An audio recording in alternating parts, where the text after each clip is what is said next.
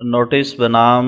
عاریہ صاحبان و پادری صاحبان و دیگر صاحبان مذاہب مخالفہ ان مسلمانوں کی طرف سے جن کے نام نیچے درج ہیں و نیز ایک التماس گورنمنٹ عالیہ کی توجہ کے لائق۔ حاشیہ: پادری صاحبان اگر ہماری اس نصیحت کو غور سے سنیں تو بے شک اپنی بزرگی اور شرافت ہم پر ثابت کریں گے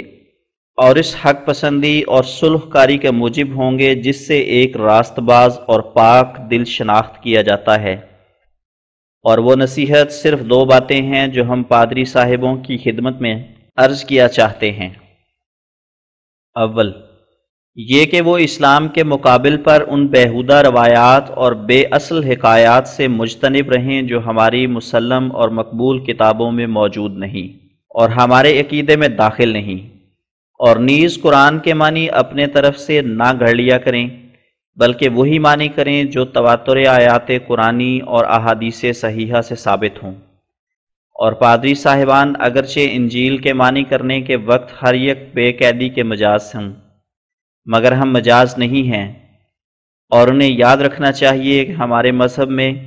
تفسیر بالرائے معصیت عظیمہ ہے۔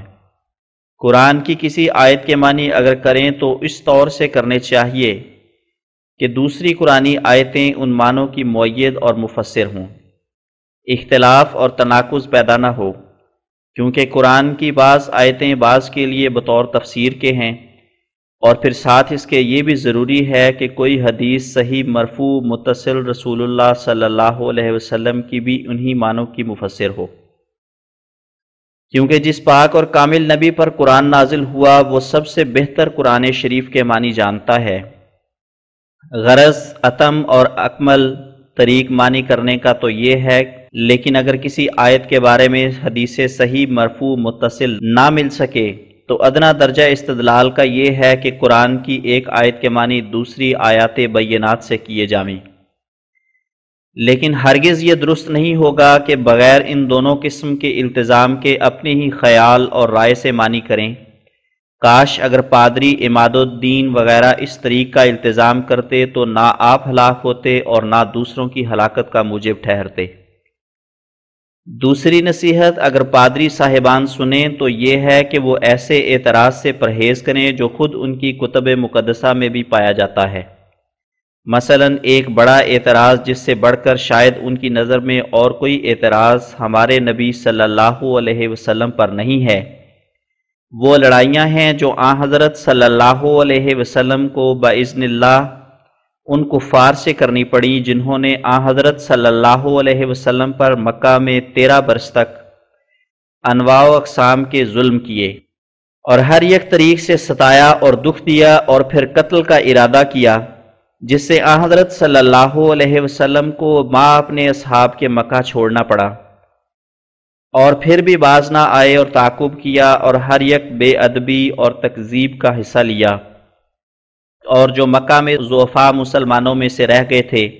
ان کو غائب درجہ دکھ دینا شروع کیا۔ لہٰذا وہ لوگ خدا تعالیٰ کی نظر میں اپنے ظالمانہ کاموں کی وجہ سے اس لائق ٹھہر گئے کہ ان پر موافق سنت قدیمہ الہیہ کے کوئی عذاب نازل ہو، اور اس عذاب کی وہ قومیں بھی سزاوار تھیں جنہوں نے مکہ والوں کو مدد دی، اور نیز وہ قومیں بھی جنہوں نے اپنے طور سے ایذاء اور تکذیب کو انتہا تک پہنچایا اور اپنی طاقتوں سے اسلام کی اشاعت سے مانے آئے۔ سو جنہوں نے اسلام پر تلواریں اٹھائیں وہ اپنی شوخیوں کی وجہ سے تلواروں سے ہی ہلاک کیے گئے۔ اب اس صورت کی لڑائیوں پر اعتراض کرنا اور حضرت موسیٰ اور دوسرے اسرائیلی نبیوں کی ان لڑائیوں کو بلا دینا جن میں لاکھوں شیرخوار بچے قتل کیے گئے، کیا یہ دیانت کا طریق ہے یا ناحق کی شرارت اور خیانت اور فساد انگیزی ہے؟ اس کے جواب میں حضرات عیسائی یہ کہتے ہیں کہ آن حضرت صلی اللہ علیہ وسلم کی لڑائیوں میں بہت ہی نرمی پائی جاتی ہے کہ اسلام لانے پر چھوڑا جاتا تھا اور شیرخوار بچوں کو قتل نہیں کیا، اور نہ عورتوں کو اور نہ بوڑھوں کو اور نہ فقیروں اور مسافروں کو مارا، اور نہ عیسائیوں اور یہودیوں کے گرجاؤں کو مسمار کیا،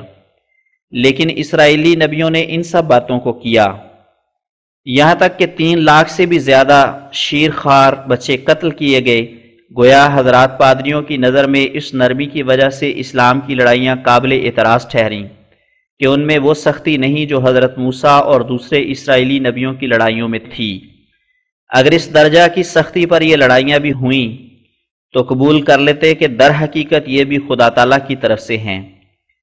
اب ہر یک عقل مند کے سوچنے کے لائق ہے کہ کیا یہ جواب ایمانداری کا جواب ہے، حالانکہ آپ ہی کہتے ہیں کہ خدا رحم ہے اور اس کی سزا رحم سے خالی نہیں۔ پھر جب موسیٰ کی لڑائیاں باوجود اس سختی کے قبول کی گئیں اور خدا تعالیٰ کی طرف سے ٹھہری تو کیوں اور کیا وجہ کہ یہ لڑائیاں جو الہی رحم کی خوشبو ساتھ رکھتی ہیں خدا تعالیٰ کی طرف سے نہ ہوئیں؟ اور ایسے لوگ کہ ان باتوں کو بھی خدا تعالیٰ کے احکام سمجھتے ہیں کہ شیرخوار بچے ان کی ماؤں کے سامنے ٹکڑے ٹکڑے کیے جائیں اور ماؤں کو ان کے بچوں کے سامنے بے رحمی سے مارا جاوے، وہ کیوں ان لڑائیوں کو خدا تعالیٰ کی طرف سے نہ سمجھیں جن میں یہ شرط ہے کہ پہلے مظلوم ہو کر پھر ظالم کا مقابلہ کرو؟ حاشیہ ختم۔ صفحہ نمبر 79۔ گورنمنٹ عالیہ کی توجہ کے لائق۔ اے صاحبان مندرجہ عنوان، نہایت ادب اور تہذیب سے آپ صاحبوں کی خدمت میں عرض ہے کہ ہم سب فرقے مسلمان اور ہندو اور عیسائی وغیرہ ایک ہی سرکار کے، جو سرکار انگریزی ہے، رعایا ہیں، لہٰذا ہم سب لوگوں کا فرض ہے کہ ایسے امور سے دستکش رہیں جن سے وقتاً فوقتاً ہمارے حکام کو دقتیں پیش آویں یا بیہودہ نزاعیں باہمی ہو کر کثرت سے مقدمات دائر ہوتے رہیں، اور نیز جب کہ ہمسائیگی اور قرب و جوار کے حقوق درمیان ہیں تو یہ بھی مناسب نہیں کہ مذہبی مباحثات میں ناحق ایک فریق دوسرے فریق پر بے اصل افتراء قائم کر کے اس کا دل دکھاوے اور ایسی کتابوں کے حوالے پیش کرے جو اس فریق کے نزدیک مسلم نہیں ہیں، یا ایسے اعتراض کرے جو خود اپنے دین کی تعلیم پر بھی وارد ہوتے ہیں،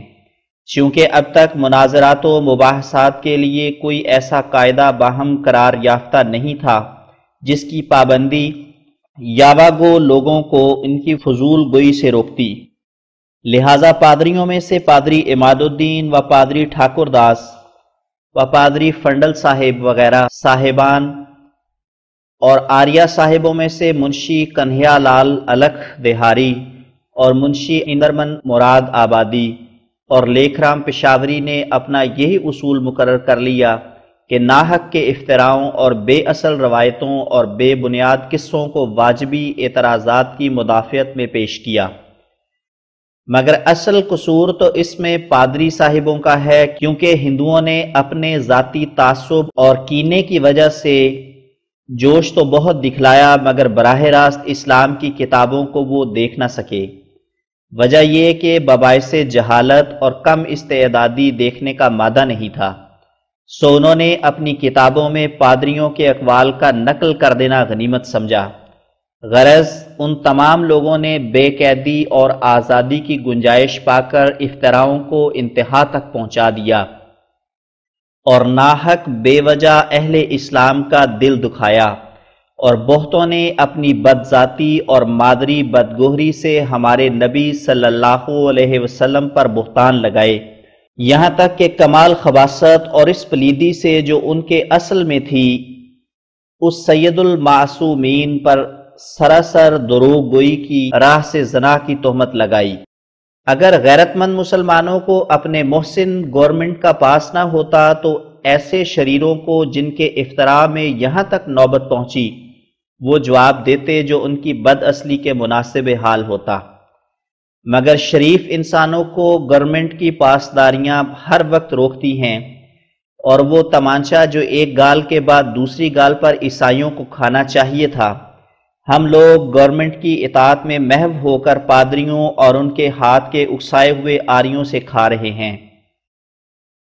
یہ سب بردباریاں ہم اپنے محسن گورنمنٹ کے لحاظ سے کرتے ہیں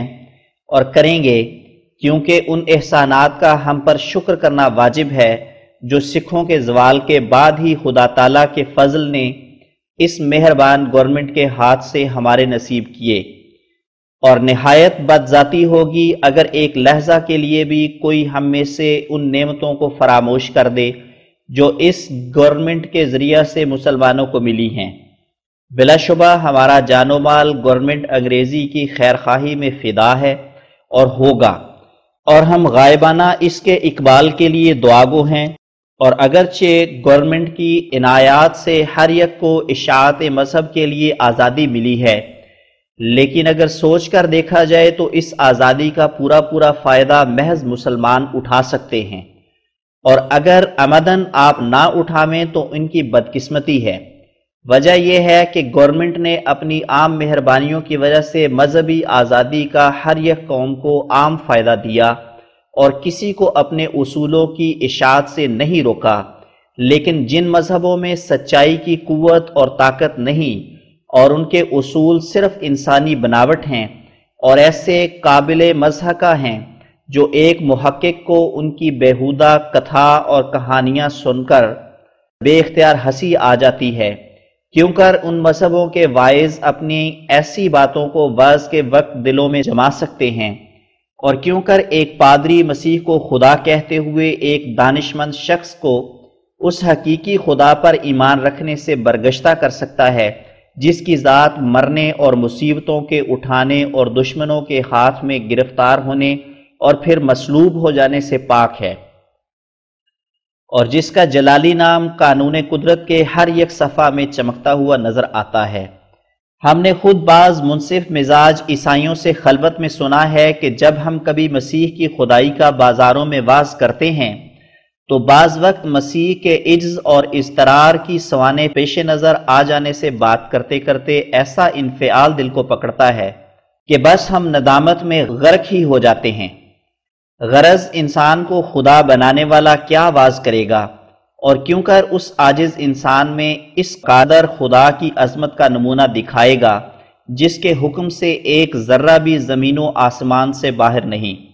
اور جس کا جلال دکھلانے کے لیے سورج چمکتا اور زمین طرح طرح کے پھول نکالتی ہے،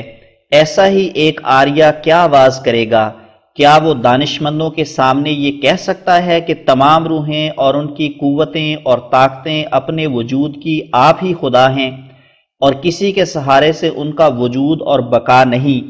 اور یا یہ کہہ سکتا ہے کہ وید کی یہ تعلیم عمدہ ہے کہ خامد والی عورتیں اولاد کی غرض سے دوسروں سے ہم بستر ہو جایا کریں؟ ابھی ہمیں تجربہ ہوا ہے کہ جب ہماری بعض جماعت کے لوگوں نے کسی آریہ یا ان کے پنڈت سے نیوگ کی حقیقت بازار میں پوچھی جہاں بہت سے آدمی موجود تھے، تو وہ آریہ یا پنڈت شرمندہ ہوا اور چپکے سے کہا کہ آپ اندر چل کر مجھ سے یہ گفتگو کریں، بازار میں لوگ سن کر ہنسی کرتے ہیں۔ اب ظاہر ہے کہ جن لوگوں کا اپنا ہی یہ حال ہے کہ ایسے عقائد اور اعمال کی نسبت اپنا ہی کانشنس ان کے عقیدے کو دھکے دیتا ہے اور قبول نہیں کرتا، تو پھر وہ غیروں کو کیا واز کریں گے؟ اس لیے مسلمانوں کو نہایت ہی گورنمنٹ کا شکر گزار ہونا چاہیے کہ گورنمنٹ کے اس قانون کا وہی اکیلے فائدہ اٹھا رہے ہیں۔ بیچارے پادری 100,000 روپیہ خرچ کر کے ایک ہندو کو قابو میں لاتے ہیں اور وہ آخر بعد آزمائش مسلمانوں کی طرف آ جاتا ہے، اور یا صرف پیٹ کا بندہ ہو کر محض دنیاوی لالچ سے انہی میں گزارا کرتا ہے۔ لیکن ہمیں اپنے دل آزار ہمسایوں مخالفوں سے ایک اور شکایت ہے۔ اگر ہم اس شکایت کے رفع کے لیے اپنی محسن اور مہربان گورنمنٹ کو اس طرف توجہ نہ دلاویں تو کس کو دلاویں؟ اور وہ یہ ہے کہ ہمارے مذہبی مخالف صرف بے اصل روایات اور بے بنیاد قصوں پر بھروسہ کر کے جو ہماری کتب مسلمہ اور مقبولہ کی روح سے ہرگز ثابت نہیں ہیں بلکہ منافقوں کے مفتریات ہیں، ہمارا دل دکھاتے ہیں، اور ایسی باتوں سے ہمارے سید و مولا نبی صلی اللہ علیہ وسلم کی ہتک کرتے ہیں اور گالیوں تک نوبت پہنچاتے ہیں، جن کا ہماری معتبر کتابوں میں نام و نشان نہیں۔ اس سے زیادہ ہمارے دل دکھانے کا اور کیا موجب ہوگا کہ چند بے بنیاد افتراؤں کو پیش کر کے ہمارے اس سید و مولا محمد مصطفیٰ صلی اللہ علیہ وسلم پر زنا اور بدکاری کا الزام لگانا چاہتے ہیں، جس کو ہم اپنی پوری تحقیق کی روح سے سید المعصومین اور ان تمام پاکوں کا سردار سمجھتے ہیں جو عورت کے پیٹ سے نکلے، اور اس کو خاتم الانبیاء جانتے ہیں، کیونکہ اس پر تمام نبوتیں اور تمام پاکیزگیاں اور تمام کمالات ختم ہو گئے۔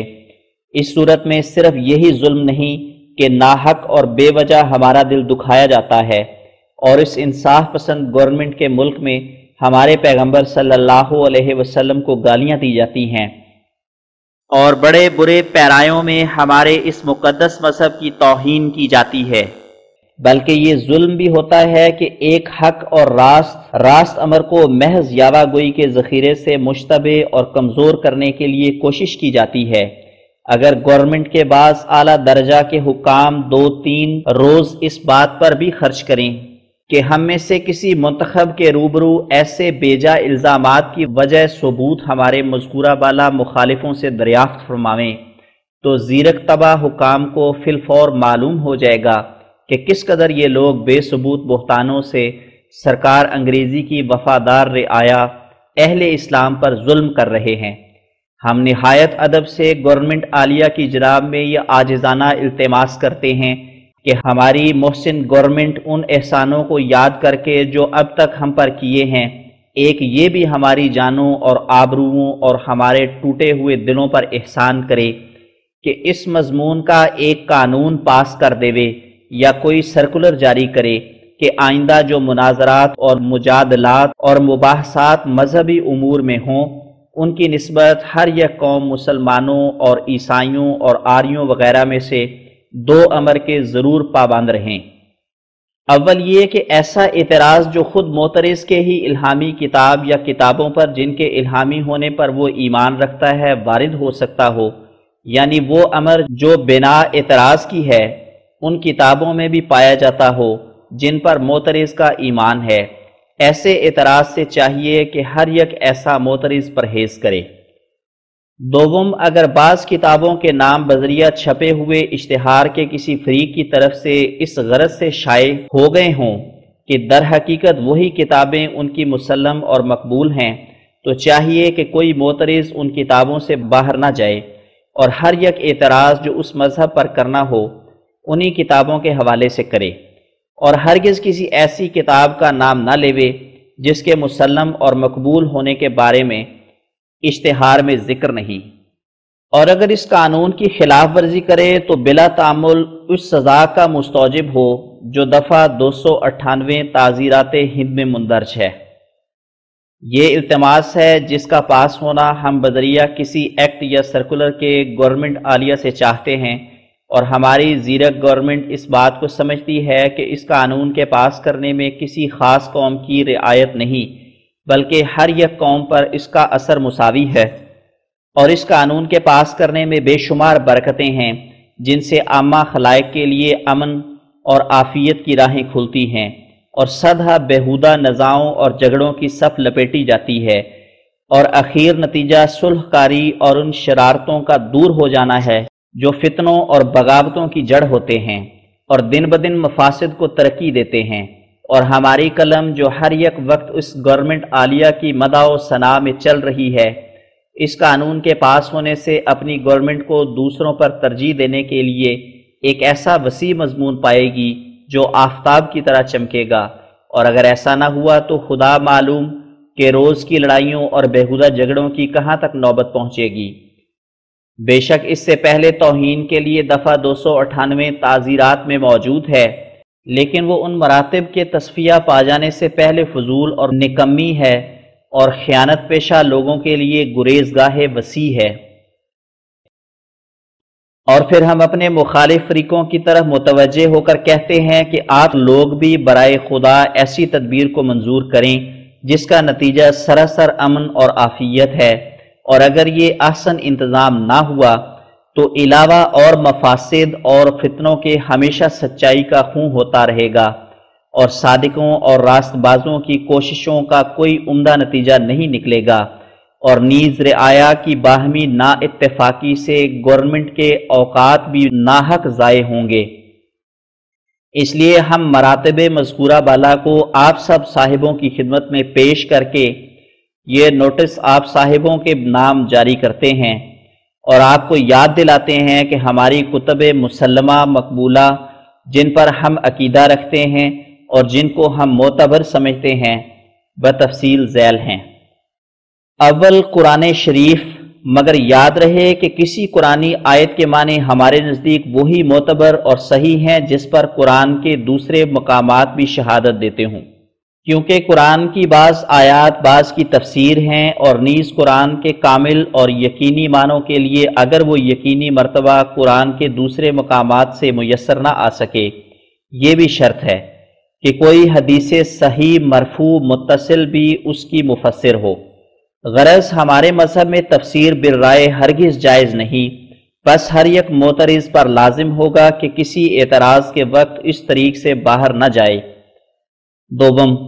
دوسری کتابیں جو ہماری مسلم کتابیں ہیں ان میں سے اول درجہ پر صحیح بخاری ہے،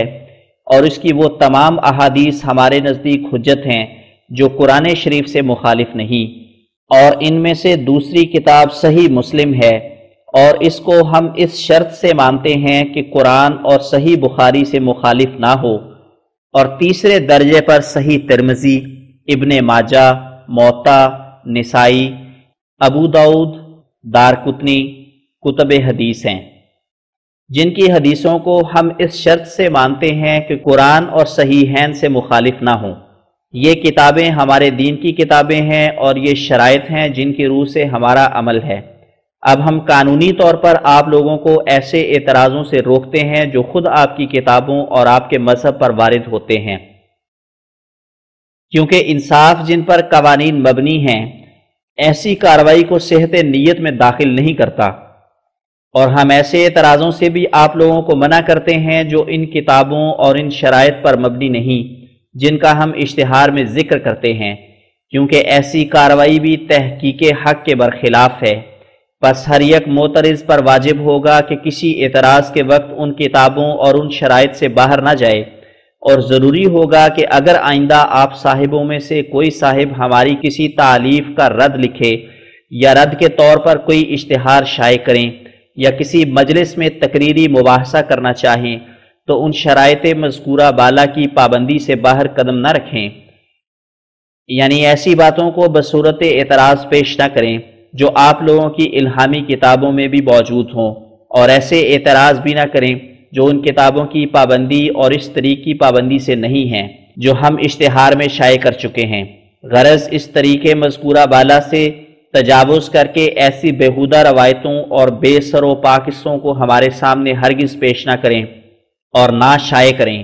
جیسا کہ یہ خائنانہ کارروائیاں پہلے اس سے ہندوؤں میں سے اندرمن مراد آبادی نے اپنی کتابوں تحفہ اسلام و پاداش اسلام وغیرہ میں دکھلائیں، اور پھر بعد اس کے یہ ناپاک حرکتیں مسمہ لیکھرام پشاوری نے جو محض نادان اور بے علم ہے اپنی کتاب تکذیب براہین اور رسالہ جہاد اسلام میں کی،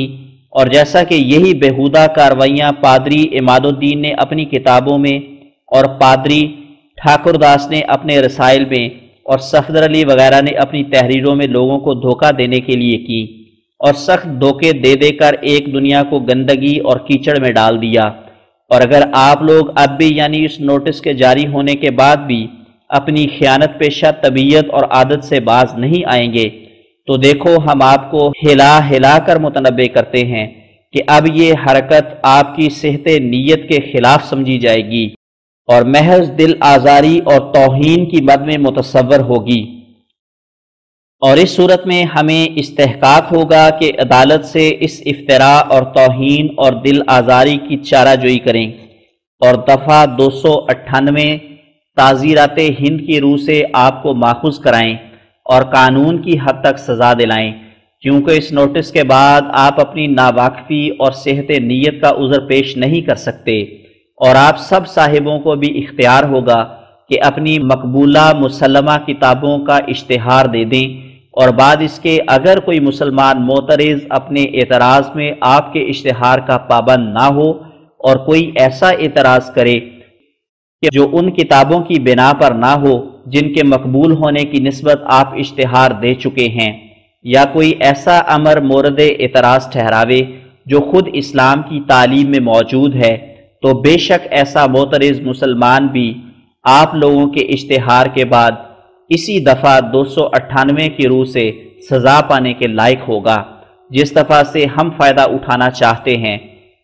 اب ذیل میں اس نوٹس دینے والوں کے دستخط اور مواہیر ہیں فقط۔ قادیان، حضرت اقدس امام انام مہدی و مسیح موعود مرزا غلام احمد علیہ السلام، حضرت مولوی حاجی حافظ حکیم نور الدین صاحب بھیروی سما قادیانی، حضرت مولوی سید محمد حسن صاحب امروہی، مولوی حکیم فضل دین بھیروی، صاحبزادہ محمد سراج الحق صاحب، جمالی نعمانی قادیانی سابق سرساوی، سید ناصر نواب صاحب دہلوی حال قادیانی، صاحبزادہ افتخار احمد صاحب لدھیانوی قادیانی، صاحبزادہ منظور محمد صاحب، مولوی حاجی حافظ احمد اللہ خان صاحب، مولوی نور الحسن صاحب روالی، منشی محمد خان صاحب کپورتھلا، قاضی ضیاء الدین صاحب، قاضی کوٹی ضلع گجرانوالہ، شیخ عبد الرحیم صاحب نو مسلم، سابق لیس دفعہ دار، رسالہ نمبر 14 چھاونی سیالکوٹ، مولوی قطب الدین صاحب بدو ملوی، مفتی فضل الرحمان صاحب مدرس جموں، منشی جلال الدین صاحب میر منشی ریجمنٹ نمبر 12 سواران بنگال، منشی غلام محمد صاحب خوشنویس امرتسری، مولوی فیض احمد صاحب جہلمی، مرزا یعقوب بیگ صاحب طالب علم assistant surgeon class medical college Lahore, Mirza Ayub Baig صاحب طالب علم B A class government college Lahore, Sher Muhammad Khan صاحب طالب علم F a class Lahore, Sheikh Ghulam Mohiuddin صاحب کتب فروش جہلم، مرزا اسماعیل قادیانی، بابو غلام رسول صاحب سابق اسٹیشن ماسٹر راولپنڈی ڈسٹرکٹ، شیخ عبداللہ صاحب پٹواری سنوری، شیخ حامد علی صاحب قادیانی، منشی Taj Din Sahib clerk examiner office railway Lahore, Munshi Nabi Bakhsh صاحب کلرک، شیخ عبد الرحمن صاحب، شیخ عبدالعزیز صاحب، شیخ مسیح اللہ صاحب شاہ جہان پوری، حاجی وریام صاحب خوشابی، سید مقبول حسن صاحب ڈیرہ اسماعیل خان، سید محمد کبیر صاحب دہلوی، شیخ شہاب الدین صاحب سیالکوٹ، مولوی عبد الکریم صاحب، مولوی حکیم ابو یوسف محمد مبارک علی صاحب، منشی غلام قادر فصیح صاحب رئیس مالک پنجاب پریس، سید حامد شاہ صاحب احمد معافیات، سید محمود شاہ صاحب، شیخ مولا بخش صاحب سوداگر، سید امیر علی شاہ صاحب، سارجنٹ ڈسکا میاں شادی خان صاحب، میاں عطا محمد صاحب اوورسیئر، غلام حیدر خان صاحب ڈپٹی انسپیکٹر ناروال، عبدالعزیز صاحب بھیرا ضلع شاہپور، شیخ فضل الہی صاحب آنریری مجسٹریٹ، شیخ غلام نبی صاحب وائس پریزیڈنٹ میونسپل کمیٹی، میاں غلام محمد صاحب ضلع دار انہار، پیر چند صاحب، چودھری حافظ دل احمد صاحب B A second master government school, Maulvi Gul محمد صاحب مدرس بورڈ اسکول، بابو غلام جیلانی صاحب مدرس اسکول پنڈ دادن خان، شیخ نذیر محمد صاحب فارسٹ انجینئر، شیخ علی محمد صاحب انگلش ٹیچر بورڈ اسکول، شیخ عبدالعزیز صاحب ایف اے، شیخ محمد مبارک صاحب اپیل نویس، ملک سمند خان صاحب عرضی نویس، سید لال شاہ صاحب عرضی نویس، قاضی غلام شاہ صاحب سوداگر اسپا، قاضی مولا بخش صاحب ذیلدار میونسپل کمشنر چنیوٹ، حکیم علاء الدین صاحب شخپوری، سردار محمد چراغ خان صاحب رئیس ساہیوال کرسی نشین درباری نمبر اول و جاگیردار نسلاً بعد نسلاً و اہل جیوری و ممبر ڈسٹرکٹ بورڈ، مخدوم محمد صدیق صاحب، مخدوم محمد عثمان صاحب، میاں الہ بخش صاحب نمبردار جہول پور، بابو محمد اسحاق صاحب اوورسیئر، قاضی سید امام شاہ صاحب عرضی نویس، راجہ کرم داد خان صاحب ذیلدار ملکوال، راجہ محمد خان صاحب ذیلدار کوٹ احمد خان، راجہ خان صاحب ذیلدار جیون وال، راجہ محمد حیات خان صاحب ذیلدار بچھی، میاں عالم دین صاحب ذیلدار نمتاس، میاں شیخ صدر الدین صاحب پراچہ میونسپل کمشنر و مال گزار، منشی محمد پناہ صاحب سوداگر، چرم و مالگزار سید ستار شاہ صاحب مالگزار علی پور، سید امام شاہ صاحب سربراہ ذیلدار و مالگزار علی پور، پیر لکمان شاہ صاحب نمبردار، شیخ عالم دین صاحب پٹواری، بابو غلام محمد صاحب مختار و سیکرٹری، سید زمان شاہ صاحب عرضی نویس، عباس خان صاحب بہرت، مفتی الہی بخش صاحب، مفتی محمد حسین صاحب مدرس سکول، حکیم فضل احمد صاحب طبیب سرکار، مولوی علی محمد صاحب روالی، مولوی محمد یاسین صاحب ڈہڈی، شیخ دین محمد صاحب ملازم نہر، شیخ محمد امین صاحب سابق کرنل فوج سفر مینا، امیر صاحب والی کابل، شیخ سراج الدین صاحب پراچہ سوداگر کابل، میاں شیخ محمد بخش صاحب تلوار چنیوٹی، ملک غلام محمد خان صاحب راجڑ، ملک دوست محمد خان صاحب نمبردار بھولوال،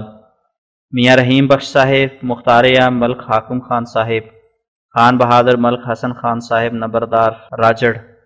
ملک جلال خان صاحب نمبردار جہاوا، ملک جوایا خان صاحب، چودھری محمد بخش صاحب نمبردار پنڈی کوٹ، چودھری پیرو نمبردار پنڈی کوٹ، شیخ صدر الدین صاحب قریشی و نمبردار چودھری ولی داد صاحب جہانی والا، میاں گل محمد صاحب مختار، ملک شیر محمد خان بہادر، چودھری غلام محمد نمبردار ٹھائر، چودھری زیادہ صاحب نمبردار، چودھری ہادو صاحب نمبردار ایزن، شیخ لا بخش صاحب رئیس شیخ پور، سلطان عارف خان صاحب ذیلدار کٹھا، ملک شیر محمد ول سلطان مقرب مولوی عبدالکریم صاحب، اخوند میاں خدا بخش، میاں غلام حسین صاحب، میاں محمد رفیق صاحب مدرس اینگلو سنسکرت اسکول، شیخ محمد حسن صاحب کاتب، مستری قطب الدین صاحب، مستری اسماعیل صاحب، مستری قمر الدین صاحب، مستری غلام نبی صاحب، مستری نور احمد صاحب، مستری محمد اسلام صاحب، حکیم احمد دین صاحب، مولوی سردار محمد صاحب، برادرزادہ مولوی نور الدین صاحب، محمد عبد الرحمن صاحب، طالب علم ہائی اسکول میاں عالم دین صاحب، مولوی احمد دین صاحب مدرس عربی سکول بھیرا، میاں خادم حسین صاحب مدرس اینگلو سنسکرت سکول بھیرا، حکیم شیخ قادر بخش صاحب احمد آبادی، میاں نجم الدین صاحب بابو امام الدین صاحب، سب اوورسیئر محمد حیات صاحب نقشہ نویس، میاں محمد صدیق صاحب پٹواری، مولوی عالم دین صاحب قریشی، میاں کامل الدین صاحب قریشی، حکیم مولوی شیر محمد صاحب حجن، میاں شیر علی صاحب ایف اے کلاس، مولوی نظام الدین صاحب مدرس، لاہور، چودھری نبی بخش صاحب B a Islamia college, Khwaja Kamaluddin Sahib B A professor Islamia college, Khwaja Ziauddin Sahib B A professor Islamia college, Mir Abdul Wahid B A professor Islamia college, Munshi Abdullah Sahib B A professor Islamia college, Maulvi Fazal Karim Sahib B A professor Islamia college, Maulvi Muhammad Ali Sahib M A professor Islamia college, Munshi Saaduddin Khan صاحب B اے، محمد ایوب صاحب B O L, Chaudhry Sardar Khan صاحب ملازم دفتر accountant general Punjab, مولوی احمد صاحب accountant general Punjab, سید خورشید انور صاحب accountant general Punjab, منشی رحیم بخش صاحب accountant general Punjab, Mirza محبوب بیگ صاحب اکاؤنٹنٹ جنرل پنجاب، میاں حفیظ اللہ صاحب معلم L L B A class, Munshi Muhammaduddin Sahib professor Bahawalpur college, Maulvi Umaruddin Sahib M A central model school, Sheikh Abdul القادر صاحب بی اے سب ایڈیٹر اخبار پنجاب، غلام حسین صاحب بی اے ہیڈ ماسٹر تلا گنگ، از دفتر ایگزامینر ریلوے لاہور، مولا بخش صاحب محمد علی صاحب، غلام حسین صاحب حافظ فضل احمد صاحب، خلیفہ محمد شریف صاحب، منشی غلام محمد صاحب، فضل الدین صاحب، نظام الدین صاحب، محمد یوسف صاحب، معراج الدین صاحب۔ نوٹ: اس دفتر کے کل نام 21 ہیں۔ دفتر لوکو لاہور: عبد الرحمن صاحب کلرک، علم الدین صاحب کلرک، بوٹا خان صاحب کلرک، خدا بخش صاحب کلرک، گیلانی بخش صاحب کلرک، شہاب الدین صاحب کلرک، وزیر شاہ صاحب کلرک، میرا میر شاہ صاحب کلرک۔ اس دفتر کے کل نام 32 ہیں اور لاہور کے 1000 سے زیادہ نام ہیں، بباعث طوالت تھوڑے لکھے گئے ہیں فقط۔ دفتر اکاؤنٹنٹ جنرل پنجاب، غلام محمد صاحب کلرک، منشی نظام الدین صاحب کلرک، شرف الدین صاحب، محمد علی صاحب، منشی احمد دین صاحب خوشدل، نجابت اللہ صاحب، اللہ بخش صاحب، محمد یاسین صاحب، نوازش علی صاحب، میر میراث علی صاحب، متعلمان ٹریننگ کالج لاہور، اللہ داد خان صاحب، محمد نواز خان صاحب، سراج الحق صاحب، سید فرزند علی صاحب، محمد تقی صاحب، خدا بخش صاحب،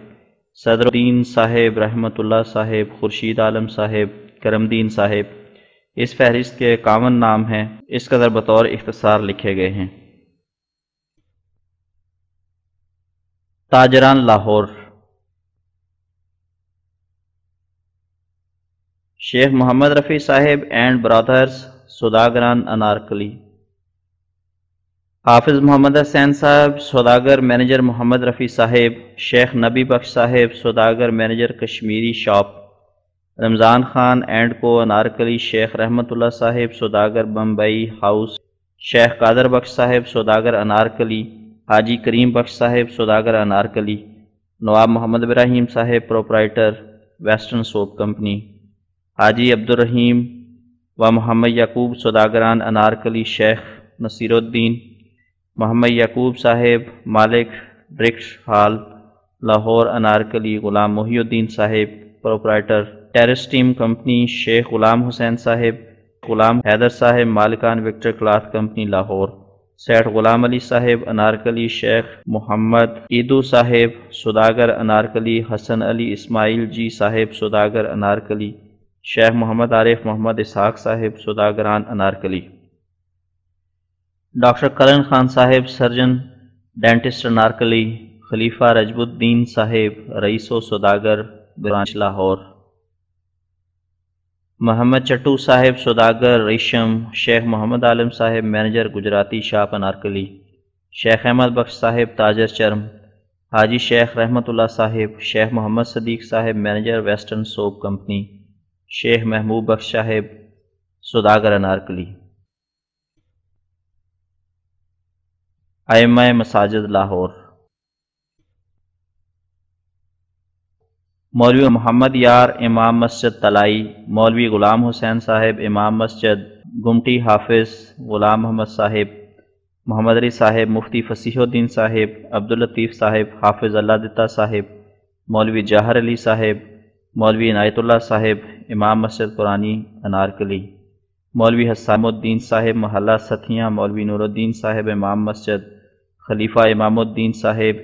امام غلام محمد صاحب ولد مولوی فتح محمد صاحب امام مسجد لوہاری منڈی، امام محمد عالم صاحب، مولوی احمد دین صاحب، مولوی حافظ وزیر محمد صاحب، امام غلام محمود صاحب، روسائے لاہور، ڈاکٹر عبد الرحیم صاحب گمٹی بازار، ماسٹر شیر محمد صاحب آرٹ سکول، احمد رضا خان صاحب رئیس رامپور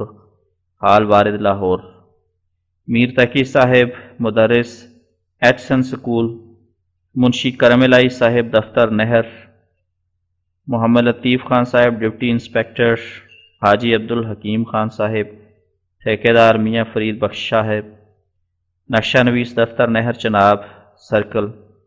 میاں چنن دین صاحب پنجاب بینک لاہور، نواب الدین صاحب نقشہ نویس باٹی دروازہ، منشی میراں بخش صاحب اکاؤنٹنٹ محکمہ نہر باٹی دروازہ، کریم بخش صاحب کاردار زمیندار باٹی دروازہ، محمد ابراہیم خان صاحب اوورسیئر ملازم امیر کابل، خورشید عالم صاحب clerk chief court Punjab, Nasir uddin صاحب نقشہ نویس، جلال الدین صاحب نقشہ نویس، حسین بخش صاحب نقشہ نویس، میراں بخش صاحب نقشہ نویس، احمد بخش صاحب نقشہ نویس، مفتی غلام حیدر صاحب سٹور کیپر نہر چناب، شیخ کریم الدین صاحب پنشنر، ماسٹر غلام نبی صاحب ہیڈ ماسٹر مڈل سکول اسلامیہ کالج، ماسٹر کریم خان صاحب ناظم پرائمری، عبدالشکور خان صاحب دفتر فائنانشل کمشنر پنجاب، پیر محمد عثمان صاحب، ملک ہیرا سراف صاحب محلہ ککے زئی، الہی بخش صاحب سوداگر پشمینہ کوچہ جراحاں، میاں چنن دین صاحب head clerk traffic office Lahore, Mian Islam الدین صاحب کلرک ٹریفک آفس لاہور، میاں سیف الدین صاحب کلرک ٹریفک آفس لاہور، حافظ عبدالعزیز صاحب نقشہ نویس دفتر چیف انجینئر ریلوے، منشی نور الہی صاحب ڈپٹی سپرنٹنڈنٹ ضلع لاہور، حکیم مبارک دین صاحب باٹی دروازہ مرزا فدا حسین صاحب، کلرک ریلوے عبد الرحمان صاحب ڈسٹرکٹ اوورسیئر عبداللطیف صاحب شاہ دین صاحب، مینیجر مطبعہ پنجاب آبزرور محمود علی خان صاحب، نقشہ نویس دفتر سول سیکرٹریٹ گورنمنٹ پنجاب محمد فضل علی صاحب کمیشن ایجنٹ سعادت علی خان صاحب، نائب داروغہ آبکاری لاہور، منشی کرم الہی صاحب محتمم مدرسہ نصرت الاسلام، مولا بخش صاحب مالک نیو لائل پریس، شیخ گلاب الدین صاحب انور علی صاحب پنشنر، خواجہ عزیز الدین صاحب سوداگر برنج، جلال الدین صاحب محرر چنگی، بابو عید محمد صاحب نقشہ نویس دفتر فنانشل کمشنر، عبداللہ خان صاحب فدا علی صاحب کلرک دفتر نہر، شیخ گلاب دین صاحب مختار عدالت، میاں مہتاب الدین صاحب supervisor public works, doctor Ghulam علی صاحب L M S, Mirza Aman Ullah bag صاحب پنشنر، منشی محمد امیر الدین صاحب کوٹھی دار، منشی خیر الدین صاحب، حاجی محمد عبدالصمد صاحب میونسپل کمشنر ٹھیکیدار لاہور، وزیرآباد ضلع گوجرانوالا، مولوی عنایت اللہ صاحب مدرس مدرسہ مانا والا، قاضی سید محمد صاحب ذمہ دار و مالک گزار کوٹ قاضی، قاضی سراج الدین صاحب نمبردار، مولوی وزیر محمد صاحب مدرس اول عربی و فارسی، شیخ غلام قادر صاحب سوداگر چرم، منشی نبی بخش صاحب مدرس مشن سکول، شیخ محمد حیات صاحب تاجر کتب بابو فضل الدین صاحب گوڈس کلرک، شیخ پیر محمد صاحب سوداگر، غلام رسول صاحب نقشہ نویس، میاں شیخ محمد دین صاحب محرر کمیٹی، میاں شیخ نیاز احمد صاحب سوداگر، حکیم سلطان علی صاحب شیخ دین محمد صاحب ٹھیکیدار، منشی نجم الدین صاحب اسٹام فروش، میاں عمر بخش صاحب سوداگر چوب، سید اکبر علی شاہ صاحب، شیخ فتح دین صاحب سوداگر، شیخ احمد جان صاحب ماسٹر عنایت اللہ صاحب مشن سکول، شیخ علا بخش صاحب سوداگر آہن، حافظ گلاب خان صاحب سارٹ رسفری ڈاک، قاضی محمد یوسف صاحب مالگزار، جموں، خلیفہ نور الدین صاحب تاجر کتب، مولوی محمد صدیق صاحب فارسی مدرس high school, Khwaja Jamaluddin Sahib Lahori B A head master high school, Muhammad Shah Sahib ٹھیکیدار، مصری محمد عمر صاحب، مصری محمد دین صاحب ملازم ریلوے احمد پور، حافظ محمد دین صاحب ٹھیکیدار وردی پولیس، میاں علادتہ صاحب سوداگر چرم، شیخ محمد دین صاحب سوداگر چرم، منشی نبی بخش صاحب سوداگر علادتہ صاحب، خوشاب ضلع شاہپور پنجاب، مولوی حبیب شاہ صاحب قریشی بلند خان صاحب، سید حیدر شاہ صاحب، مولوی فضل الدین خان صاحب، مولوی غلام احمد صاحب کھبکی، مولوی فتح دین صاحب، مولوی غلام احمد صاحب، بہادر خان صاحب ذیلدار و رئیس سید عبد المجید شاہ صاحب، قریشی جوائی خان صاحب، انہیر عالم خان صاحب میونسپل کمشنر، پیر رنگ شاہ صاحب قریشی، پیر غلام مرتضی شاہ صاحب قریشی، پیر جمال الدین صاحب قریشی، مولوی دین محمد صاحب قریشی، سید راجہ شاہ صاحب، سید ستار شاہ صاحب، سید جلال شاہ صاحب، سید عالم شاہ صاحب عبد المجید، گوڑیانی ضلع راہ تک، وزیر محمد خان ہیڈ ماسٹر گوڑیانی، عبدالصمد خان صاحب دفعہ دار، محمد اسماعیل خان صاحب ہاسپٹل اسسٹنٹ کڑیاں والا ضلع، ایاز محمد خان صاحب نائب مدرس کلانور ضلع گجرات پنجاب، امیر خان صاحب محرر کمیٹی، عطا محمد خان صاحب ذیلدار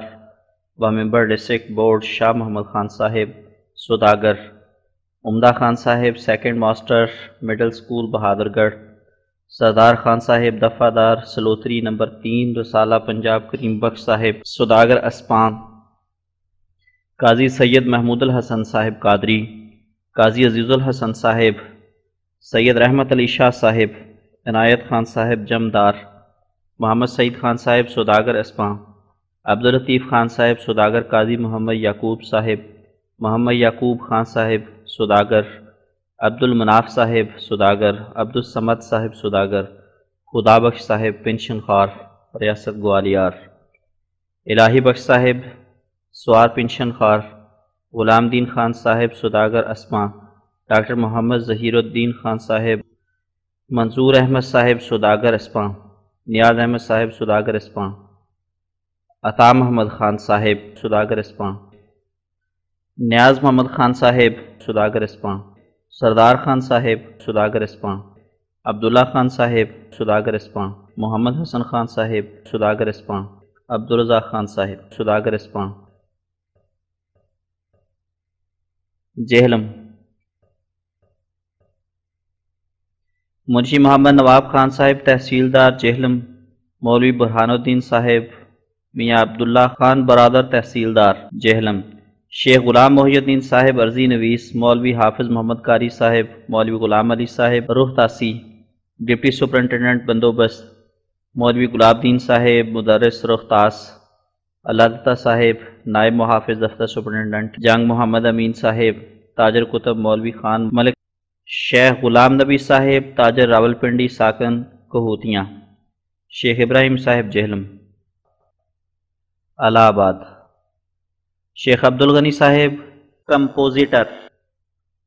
سید رمضان علی صاحب ہیڈ کانسٹیبل پولیس دفتر الہ آباد، سید جیون علی صاحب ہیڈ کانسٹیبل پولیس دفتر الہ آباد، سید فرزند حسین صاحب ہیڈ کانسٹیبل پولیس دفتر الہ آباد، سید دلدار علی صاحب سب انسپیکٹر، سید احسان علی صاحب ذمہ دار مہربند، سید اہتمام علی صاحب ہیڈ کانسٹیبل پنشنر، شیخ امیر علی صاحب پنشنر، عبدالغنی صاحب ہیڈ کانسٹیبل پنشنر، سید منصب علی صاحب ڈاکٹر محلہ کڑا، شیخ نعمت اللہ صاحب ہیڈ کانسٹیبل، شیخ غلام احمد صاحب انسپیکٹر پولیس، محمد احمد خان صاحب ہیڈ کانسٹیبل پنشنر، محمد عبد الرحمن خان صاحب ہیڈ کانسٹیبل پنشنر، سید نیاز علی صاحب بدیوانی محلہ دوندی پور حال محرر ملک ریاست رامپور، قاضی احسن الدین صاحب قریشی اکبر آبادی پولیس الہ آباد، حاجی نجف علی صاحب شیخ حرمت علی صاحب کراری محلہ باراندری، خدا بخش صاحب ولد غوث محمد صاحب تاجر جون پوری حال الہ آباد، شیخ اکبر علی صاحب حسینی خان صاحب محلہ کٹڑا، سعد اللہ خان صاحب محلہ کٹڑا، امبالہ، بابو محمد صاحب ہیڈ کلرک دفتر نہر، میاں محمد اسماعیل صاحب نقشہ نویس، کپورتھلا، منشی ظفر احمد صاحب اپیل نویس، میاں روشن دین صاحب ٹھیکیدار، منشی اروڑا صاحب نقشہ نویس عدالت، منشی عبد الرحمن صاحب احمد جرنیلی قاضی شیخ احمد صاحب، منشی فیاض علی صاحب محرر پلٹن نمبر اول، حسو خان صاحب، میاں حبیب الرحمن صاحب مالک و نمبردار موضع حاجی پور، میاں سردار خان صاحب کوٹ دفعہ دار رسالہ امپیریل سروس، مولوی محمد حسین صاحب کھیوڑ دار موضع باگو ارائی، حکیم سید مہتاب علی صاحب اہل مد نظامت، بشیر احمد کانسٹیبل قصور، شیخ امین الدین صاحب میونسپل کمشنر، مرزا فضل بیگ صاحب، مختار حکیم فتح محمد صاحب، ڈاکٹر بوڑھا خان صاحب اسسٹنٹ سرجن، مولوی فضل حق صاحب مدرس مدرسہ اسلامیہ اسکول، میاں حسین خان صاحب ٹھیکیدار اسکول لدھیانہ، منشی رحیم بخش صاحب ممبر میونسپل کمیٹی لدھیانہ، منشی عبدالحق صاحب لدھیانہ، شیخ شہاب الدین صاحب لدھیانہ، منشی ابراہیم صاحب تاجر، قاضی خواجہ علی صاحب ٹھیکیدار شکرم، شہزادہ عبد المجید صاحب محلہ اقبال گنج، مولوی نور محمد صاحب مانگٹ، تاج محمد صاحب کلارک میونسپل کمیٹی، کرم الہی صاحب کانسٹیبل، مرزا حکیم رحمۃ اللہ صاحب تاجر کتب، سید عنایت علی شاہ صاحب محلہ صوفیاں پشاور، مولوی غلام حسین صاحب رجسٹرار، بابو اللہ بخش صاحب جیلمی کلارک محکمہ ملٹری ورکس چھاونی کوہ چراٹ علاقہ پشاور، شیخ عبد الرحیم صاحب محلہ کوٹلہ فیل بانا، احمد جان ولد محمد کمال صاحب محلہ نو بٹالہ، منشی عبدالعزیز صاحب عرف نبی بخش نمبردار و ممبر کمیٹی، بابو علی محمد صاحب مالک مطبع شعلہ نور، میاں محمد امین صاحب میاں محمد اکبر صاحب ٹھیکیدار لکڑی پٹیالہ، ڈاکٹر عبدالحکیم خان صاحب سول سرجن چھاؤنی پٹیالہ، شیخ منشی محمد حسین صاحب مراد آبادی، شیخ عبید اللہ صاحب، مولوی حافظ عظیم بخش صاحب، مولوی محمد یوسف صاحب سنوری بلاد متفرقات، ڈاکٹر عبدالشکور صاحب سرسا ضلع حصار، مولوی غلام امام صاحب عزیز الواعظین منی پور ملک اسام، منشی زین الدین صاحب محمد ابراہیم صاحب انجینئر چیچ پوکلی کالی چوکی بمبئی، سید تفضل حسین صاحب تحصیلدار شکو آباد ضلع مین پوری، منشی عبدالعزیز صاحب محرر دفتر نہر جمن غربی دہلی، سیٹھ عبدالرحمان صاحب حاجی اللہ رکھا صاحب تاجر ساجن کمپنی مدراس، سیٹھ محمد صالح صاحب مدراس، سیٹھ علی محمد صاحب بنگلور، مولوی حسن علی صاحب واعظ اسلام باگلپور صوبہ بہار، مولوی انوار حسین خان صاحب رئیس شاہ آباد ضلع ہردوئی، شیخ مولوی حسین عرب صاحب یمانی محدث بھوپال، مولوی محمد بشیر صاحب بھوپال سابق محتمم مدارس ریاست مذکور، ابو الحبیب محبوب احمد صاحب مدرس مدرسہ ملتان، بابو Allah Bakhsh Sahib goods clerk railway station Phillaur, Munshi Muhammad Fazal Haq صاحب مختار کار ساکن سرابہ ضلع میرٹھ، میاں عبدالواسع صاحب مولوی عبداللہ صاحب ملتان اندرون پاک دروازہ، سید خسرت علی شاہ ڈپٹی انسپیکٹر ڈنگا ضلع گجرات، بابو Ghulam Mohiuddin Sahib goods clerk Phillaur, Chaudhry Rustam Ali Sahib deputy inspector Gurdaspur, مولوی سید محمد عسکری خان صاحب تحصیلدار کڑا ضلع الہ آباد، مولوی میر مردان علی صاحب منتظم صدر محاسب سرکار نظام حیدرآباد، مولوی سید ظہور علی صاحب وکیل حیدرآباد دکن، شیخ یوسف علی صاحب رئیس نشام ضلع حصار سارجنٹ درجہ اول انسپیکٹری ریاست جیند، مرزا محمد امین بیگ صاحب رئیس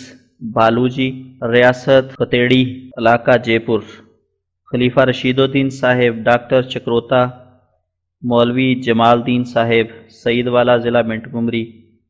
مولوی عبداللہ صاحب ٹھٹھا شیرکا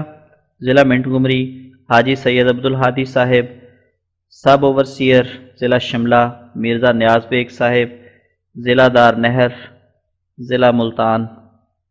منشی احمد جان صاحب مدرس گجران والا، غلام جیلانی صاحب مدرس کہڑو نو، مولوی وزیر الدین صاحب مدرس مدرسہ ریاست نادون، مولوی حاکم شاہ صاحب ریاست نادون، امانت خان صاحب عرضی نویس، مولوی عبدالحکیم صاحب آصف موضع دہارواڑ علاقہ بمبئی، مولوی محمد افضل صاحب کملا ضلع گجرات پنجاب، مولوی محمد اکرم صاحب کملا ضلع گجرات پنجاب، مولوی محمد شریف صاحب کملا ضلع گجرات پنجاب، مولوی نظام الدین صاحب رنگ پور ضلع جنگ، حافظ نور احمد صاحب سوداگر لدھیانہ، مولوی سید تلطف حسین صاحب تاجر دہلوی پھاٹک، حبش خان محمد عبدالرحیم صاحب موس پاٹر صدر امبالہ،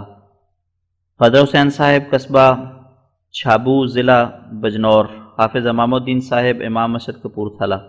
مستری جانی صاحب کپورتھلا، حافظ محمد علی صاحب امام مسجد کپورتھلا، میاں محمد صاحب زمیندار بوٹ کپورتھلا، مولوی صادق حسین صاحب اٹاوہ، امرتسر شیخ یعقوب علی صاحب ایڈیٹر اخبار فیروز، میاں عطا اللہ صاحب سوداگر مس، میاں قطب الدین صاحب سوداگر مس، مولوی قاضی سید امیر حسین صاحب مدرس مدرسہ اسلامیہ، مولوی غلام محمد صاحب مختار عدالت و سپرڈنٹ مطبعہ روز بازار، حافظ عبدالرحمان صاحب ملازم محکمہ مال دفتر صاحب ڈپٹی کمشنر، میاں فیروز الدین صاحب سوداگر پروپرائٹر اخبار فیروز، میاں علی محمد صاحب مدرس ایم بی اسکول، مولوی نیاز علی خان صاحب سوداگر مالک مطبعہ وکیل پنجاب، شیخ کرم الہی صاحب سارجنٹ پولیس، میاں اسد اللہ صاحب سوداگر پشمینہ، میاں غلام رسول صاحب ٹھیکیدار مستری کریم بخش صاحب، میاں خیر الدین صاحب ٹھیکیدار حکیم رحیم بخش صاحب، میاں نور الدین صاحب سوداگر پشمینہ، محمد غلام قادر صاحب ٹھیکیدار داروغہ فضل الدین صاحب، میاں حبیب اللہ خان صاحب، میاں خیر الدین صاحب سوداگر، حافظ احمد صاحب سوداگر، میاں محمد عبداللہ صاحب شال مرچنٹ، میاں نتھو شاہ صاحب گدی نشین لوپو کے تحصیل اجنالہ، ہوشیارپور جلندر۔ امیر المومنین صاحب سر رشتہ دار محکمہ نہر منٹگمری باشندہ ہوشیارپور، احمد جان صاحب امین محکمہ نہر ساکن ننداچور ضلع ہوشیارپور، حکیم غلام رسول صاحب، شیخ رحمت علی صاحب کتب فروش، شیخ مہر علی صاحب رئیس اعظم ہوشیارپور، شیخ جان محمد صاحب ممبر میونسپل کمیٹی، شیخ محمد بخش صاحب طالب علم گورنمنٹ کالج لاہور، مصری محمد صدیق صاحب، فیض محمد صاحب تار بابو ہوشیارپور، محمد حیات خان صاحب عرضی نویس، حسین بخش صاحب ٹھیکیدار جلندر، محی الدین صاحب پوسٹل کلارک ہوشیارپور، حکیم غلام رسول صاحب، شیخ رحمت علی صاحب تاجر کتب، عبدالعلی صاحب رئیس جلندر، شیخ محمد بخش صاحب عرضی نویس، سید محبوب عالم صاحب سربراہ ذیلدار جلندر، محمد وزیر علی صاحب رئیس جلندر، شیخ شادی صاحب سوداگر، بدر الدین صاحب سوداگر، شیخ عمر بخش صاحب وقائے نگار، شیخ محمد بخش صاحب سوداگر، برکت علی صاحب، مولوی عبدالکریم صاحب رحمت علی صاحب کلرک محکمہ ڈاک، پیر بخش صاحب سوداگر، شمس الدین صاحب سوداگر چرم، امام الدین صاحب سوداگر چرم، کرم الہی صاحب سوداگر، علا یار صاحب سوداگر، چراغ الدین صاحب سوداگر، حاجی خلیل اللہ صاحب، خدا بخش صاحب سوداگر، سید رستم علی صاحب، محمد علی صاحب نمبردار، بستی سید مہتاب علی صاحب، سید سندی شاہ صاحب حسنی چشتی، منشی علی گوہر خان صاحب برنج پوسٹ ماسٹر، عمر بخش صاحب مختار عدالت، سید محمد صاحب منشی فاضل صاحب، مدرس نواب خان صاحب، شیخ نور احمد صاحب، محمد بخش خان صاحب مثل خواں، ولی احمد خان صاحب نائب شرف، سید امیر الدین صاحب نقل نویس صدر، محمد عالم خان صاحب نائب شرف، محمد گوہر صاحب سابق شرف عدالت حال پنشنر، حکیم ابراہیم صاحب بستی شاہ کلی، سید قاضی دوست محمد صاحب آنریری مجسٹریٹ شہر جلندر، نیاز محمد صاحب وکیل، مرزا نواب بیگ صاحب سارجنٹ درجہ اول، محمد اکبر علی صاحب نمبردار بستی، سید غلام حسین صاحب، ڈاکٹر سید احمد شاہ صاحب مترجم کمشنری، مولوی رحمت علی صاحب، غلام حسین صاحب سابق صوبہ دار میجر سردار بہادر آنریری مجسٹریٹ و سب رجسٹرار شہر جلندر، حیدر خان صاحب نمبردار افغانہ، مالیر کوٹلہ، نواب صاحب محمد علی خان صاحب رئیس مالیر کوٹلہ، مولوی مرزا خدا بخش صاحب عطالیق نواب صاحب موصوف، نواب خان صاحب حکیم علا بخش صاحب، بلاد متفرقات، منشی عبدالمجید صاحب محرر دفتران گرداسپور، شہامت خان صاحب عرضی نویس نادون ضلع کانگڑا، عبدالرحمن خان صاحب مختار عدالت، سلیمان علی صاحب ناظر کمشنری جلندر، برکت علی خان صاحب نائب تحصیلدار، برکت علی شاہ صاحب عرضی نویس، مولوی حکیم فضل محمد صاحب، محمد برکت علی صاحب کلرک پبلک بک چھاونی جلندر، شاہدین صاحب عرضی نویس، محمد بخش صاحب اپیل نویس فتح گڑھ، غلام رسول صاحب نائب مدرس اسکول بجواڑہ، غیاث الدین صاحب طالب علم F a class, Rana Muhammad Bakhsh صاحب ذیلدار ہریا سہارنپور وغیرہ، عبدالحمید صاحب سہارنپور، محمد خان صاحب سامانہ ریاست پٹیالہ، محمد یاسین خان صاحب پوہڑ ضلع سہارنپور، محمد عارف صاحب ساکن تھانہ بہون ضلع مظفر نگر، احمد حسن صاحب گنگوہ ضلع سہارنپور، محمد امیر خان صاحب پٹھڑ ضلع سہارنپور، علی محمد صاحب سہارنپور، عبداللطیف خان صاحب پٹواری، فہیم الدین صاحب تاجر کتب سہارنپور، محمد اسماعیل صاحب جلد گر ریاست مالیر کوٹلہ، عبدالعزیز صاحب سہارنپور، امیر حسن صاحب ساکن سہارنپور، غلام محمد خان صاحب ساکن سہارنپور، محمد نعیم خان صاحب آنریری مجسٹریٹ و رئیس سہارنپور، احسان الحق صاحب گنگوہ ضلع سہارنپور، محمد یوسف صاحب رئیس انصاری، رحمت اللہ خان صاحب سہارنپوری، محمد حسین صاحب سوداگر، حاجی محمد عمر صاحب سوداگر سہارنپور، احمد بیگ صاحب سوداگر سہارنپور، حافظ محمد حسین صاحب سوداگر سہارنپور، حاجی محمد اسماعیل صاحب سوداگر سہارنپور، نور احمد صاحب سوداگر سہارنپور، محمد ابراہیم صاحب رئیس سہارنپور، فضل رحیم صاحب رئیس سہارنپور، مولوی قمر الدین صاحب مدرس عربی سہارنپور، محمد زکریہ صاحب ساکن سہارنپور، امام علی صاحب بلاسپور ضلع سہارنپور، علاء الدین صاحب سہارنپور، احمد جان صاحب سہارنپور، احمد حسین صاحب سہارنپور، محمد یاسین صاحب سوداگر سہارنپور، زین الدین احمد صاحب سوداگر سہارنپور، منشی رحیم بخش صاحب سہارنپور، محمد ابراہیم صاحب سہارنپور، نبی بخش صاحب سہارنپور، حمید اللہ صاحب سہارنپور، محمد ابراہیم صاحب سوداگر سہارنپور، وحید خان صاحب امروہہ ضلع مراد آباد، حکیم اللہ خان صاحب ضلع بلند شہر، ظہور اللہ صاحب کھاتولی ضلع مظفر نگر، اللہ دیا صاحب تھانہ بھون ضلع مظفر نگر، نبی بخش صاحب حسین بخش صاحب تھانہ بھون ضلع مظفر نگر، منظور محمد صاحب تھانہ بھون ضلع مظفر نگر، رحیم بخش صاحب تھانہ بھون ضلع مظفر نگر، محمد اسماعیل صاحب رئیس سہارنپور، سید حیدر حسن صاحب سہارنپور، مناظر الدین سہارنپور، محمد صدیق صاحب سہارنپور، حافظ نور رمضان صاحب پانی پت ضلع کرنال، محمد عمر الدین عبد الرحمن صاحب سہارنپور، ذوالفقار خان صاحب سوداگر سہارنپور، محمد ابراہیم صاحب سہارنپور، سرفراز خان صاحب تھانہ دار پنشنر سہارنپور،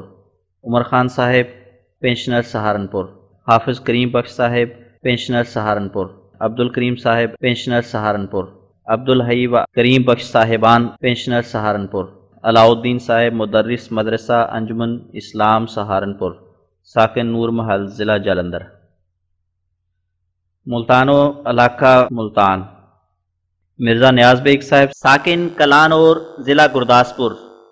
الطاف حسین صاحب سب اوورسیئر موحال نہر سدانی ملتان، عبد الغنی صاحب سب اوورسیئر سدانی ملتان، میاں محمد صاحب ٹھیکیدار، محمد بخش صاحب مجیٹھ موحال نہر سدانی اسسٹنٹ سب اوورسیئر، محب علی صاحب گرداور ملتان، امام بخش پنسال نویس علادتہ صاحب گرداور، نہر راجبہ ہتار ضلع ملتان، غلام صاحب چپراسی موحال نہر سدانی، محمود بخش صاحب گرداور راجبہ ہتار ضلع ملتان، نبی بخش صاحب گرداور نہر ضلع ملتان، برکت علی صاحب گرداور نہر ضلع ملتان، الہی بخش صاحب امیدوار ساکن ملتان، سابق محرر محکمہ انہار ملتان، اللہ داد صاحب گرداور نہر محکمہ انہار ملتان، محمد حسن خان صاحب زمیندار محتاب نمبردار موضع ہتار ضلع ملتان، اجنالہ ضلع امرتسر وغیرہ، برکت علی شاہ صاحب اجنالہ ضلع امرتسر، ڈاکٹر محمد یاسین صاحب ویٹنری اسسٹنٹ جسروال ضلع امرتسر، امام الدین صاحب دکاندار جسروال ضلع امرتسر، کرم الدین صاحب منصرم ساکن فتح گڑھ ضلع لاہور، مولوی غلام صاحب مدرس اول جسروال ضلع امرتسر، شیخ نبی بخش صاحب دکاندار جسروال ضلع امرتسر، بلند خان صاحب رئیس نیپال ضلع امرتسر، حیدر حسین صاحب قانون گوئی اجنالہ ضلع امرتسر، محمد وارث صاحب محرر اجنالہ ضلع امرتسر، فضل الدین صاحب عرضی نویس اجنالہ ضلع امرتسر، علی بخش صاحب نمبردار ملک پور ضلع امرتسر، کریم بخش صاحب نمبردار ملک پور ضلع امرتسر، عبد الواحد صاحب پٹواری ملک پور ضلع امرتسر، روڈے خان صاحب جمعدار ملک پور ضلع امرتسر، پیر بخش صاحب لوہار ساکن لوہارکا ضلع امرتسر، حسن محمد صاحب شیخ دلاور صاحب زمیندار، نبی بخش صاحب مدرس اجنالہ ضلع امرتسر، محسن علی دوم مدرس اجنالہ، متوتن قلعہ صوبہ سنگھ سیالکوٹ، غلام دستگیر صاحب نائب مدرس اجنالہ متوتن جسروال، شیخ رحیم بخش صاحب، قطب شاہ صاحب غلام حسین صاحب قاضی غلام رسول صاحب جسروال، کرم الدین صاحب پٹواری پنال جسروال،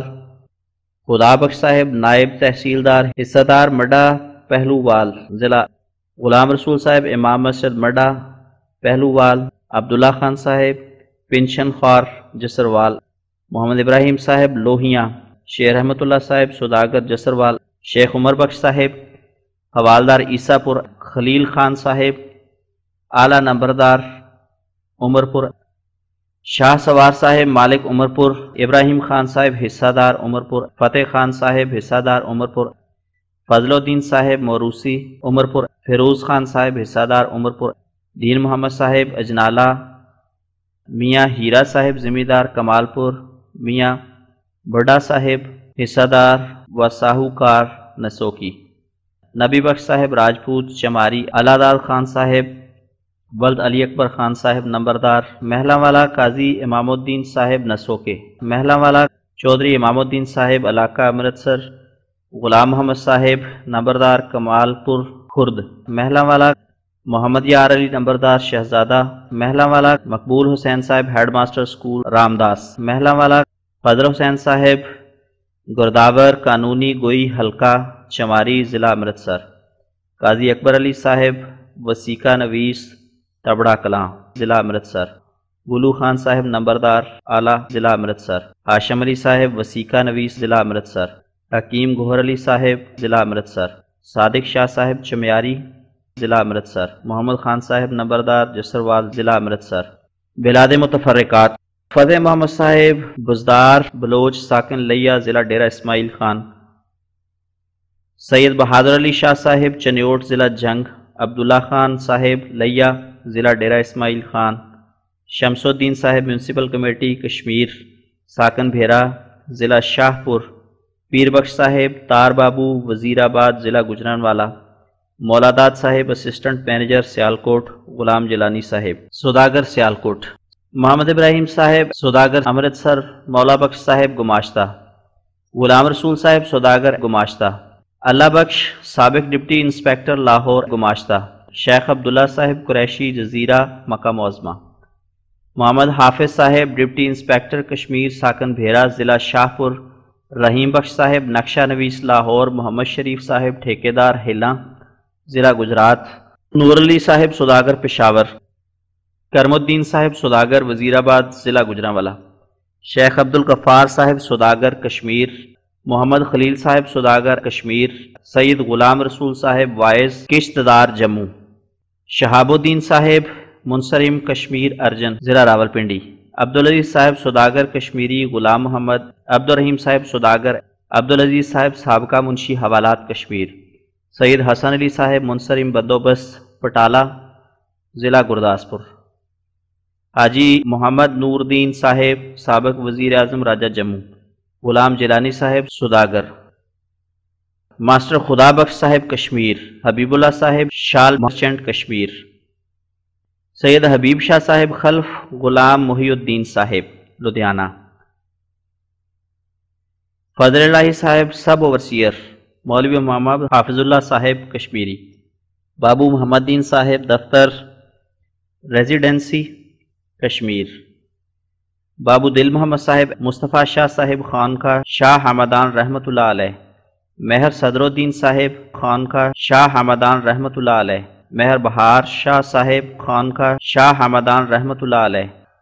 محمد حسین سراج صاحب ایرانی، محمد حسن سراج صاحب ایرانی۔ نوٹ: ان صاحبوں کے سوا اور بہت سے صاحب ہیں جنہوں نے نوٹس پر دستخط کیے ہیں۔ اگر سب لکھے جاتے تو 4000 سے زیادہ نوبت پہنچتی، مگر طول سے اندیشہ کر کے اسی قدر پر کہ 704 ہیں کفایت کی گئی ہے۔ ونہو۔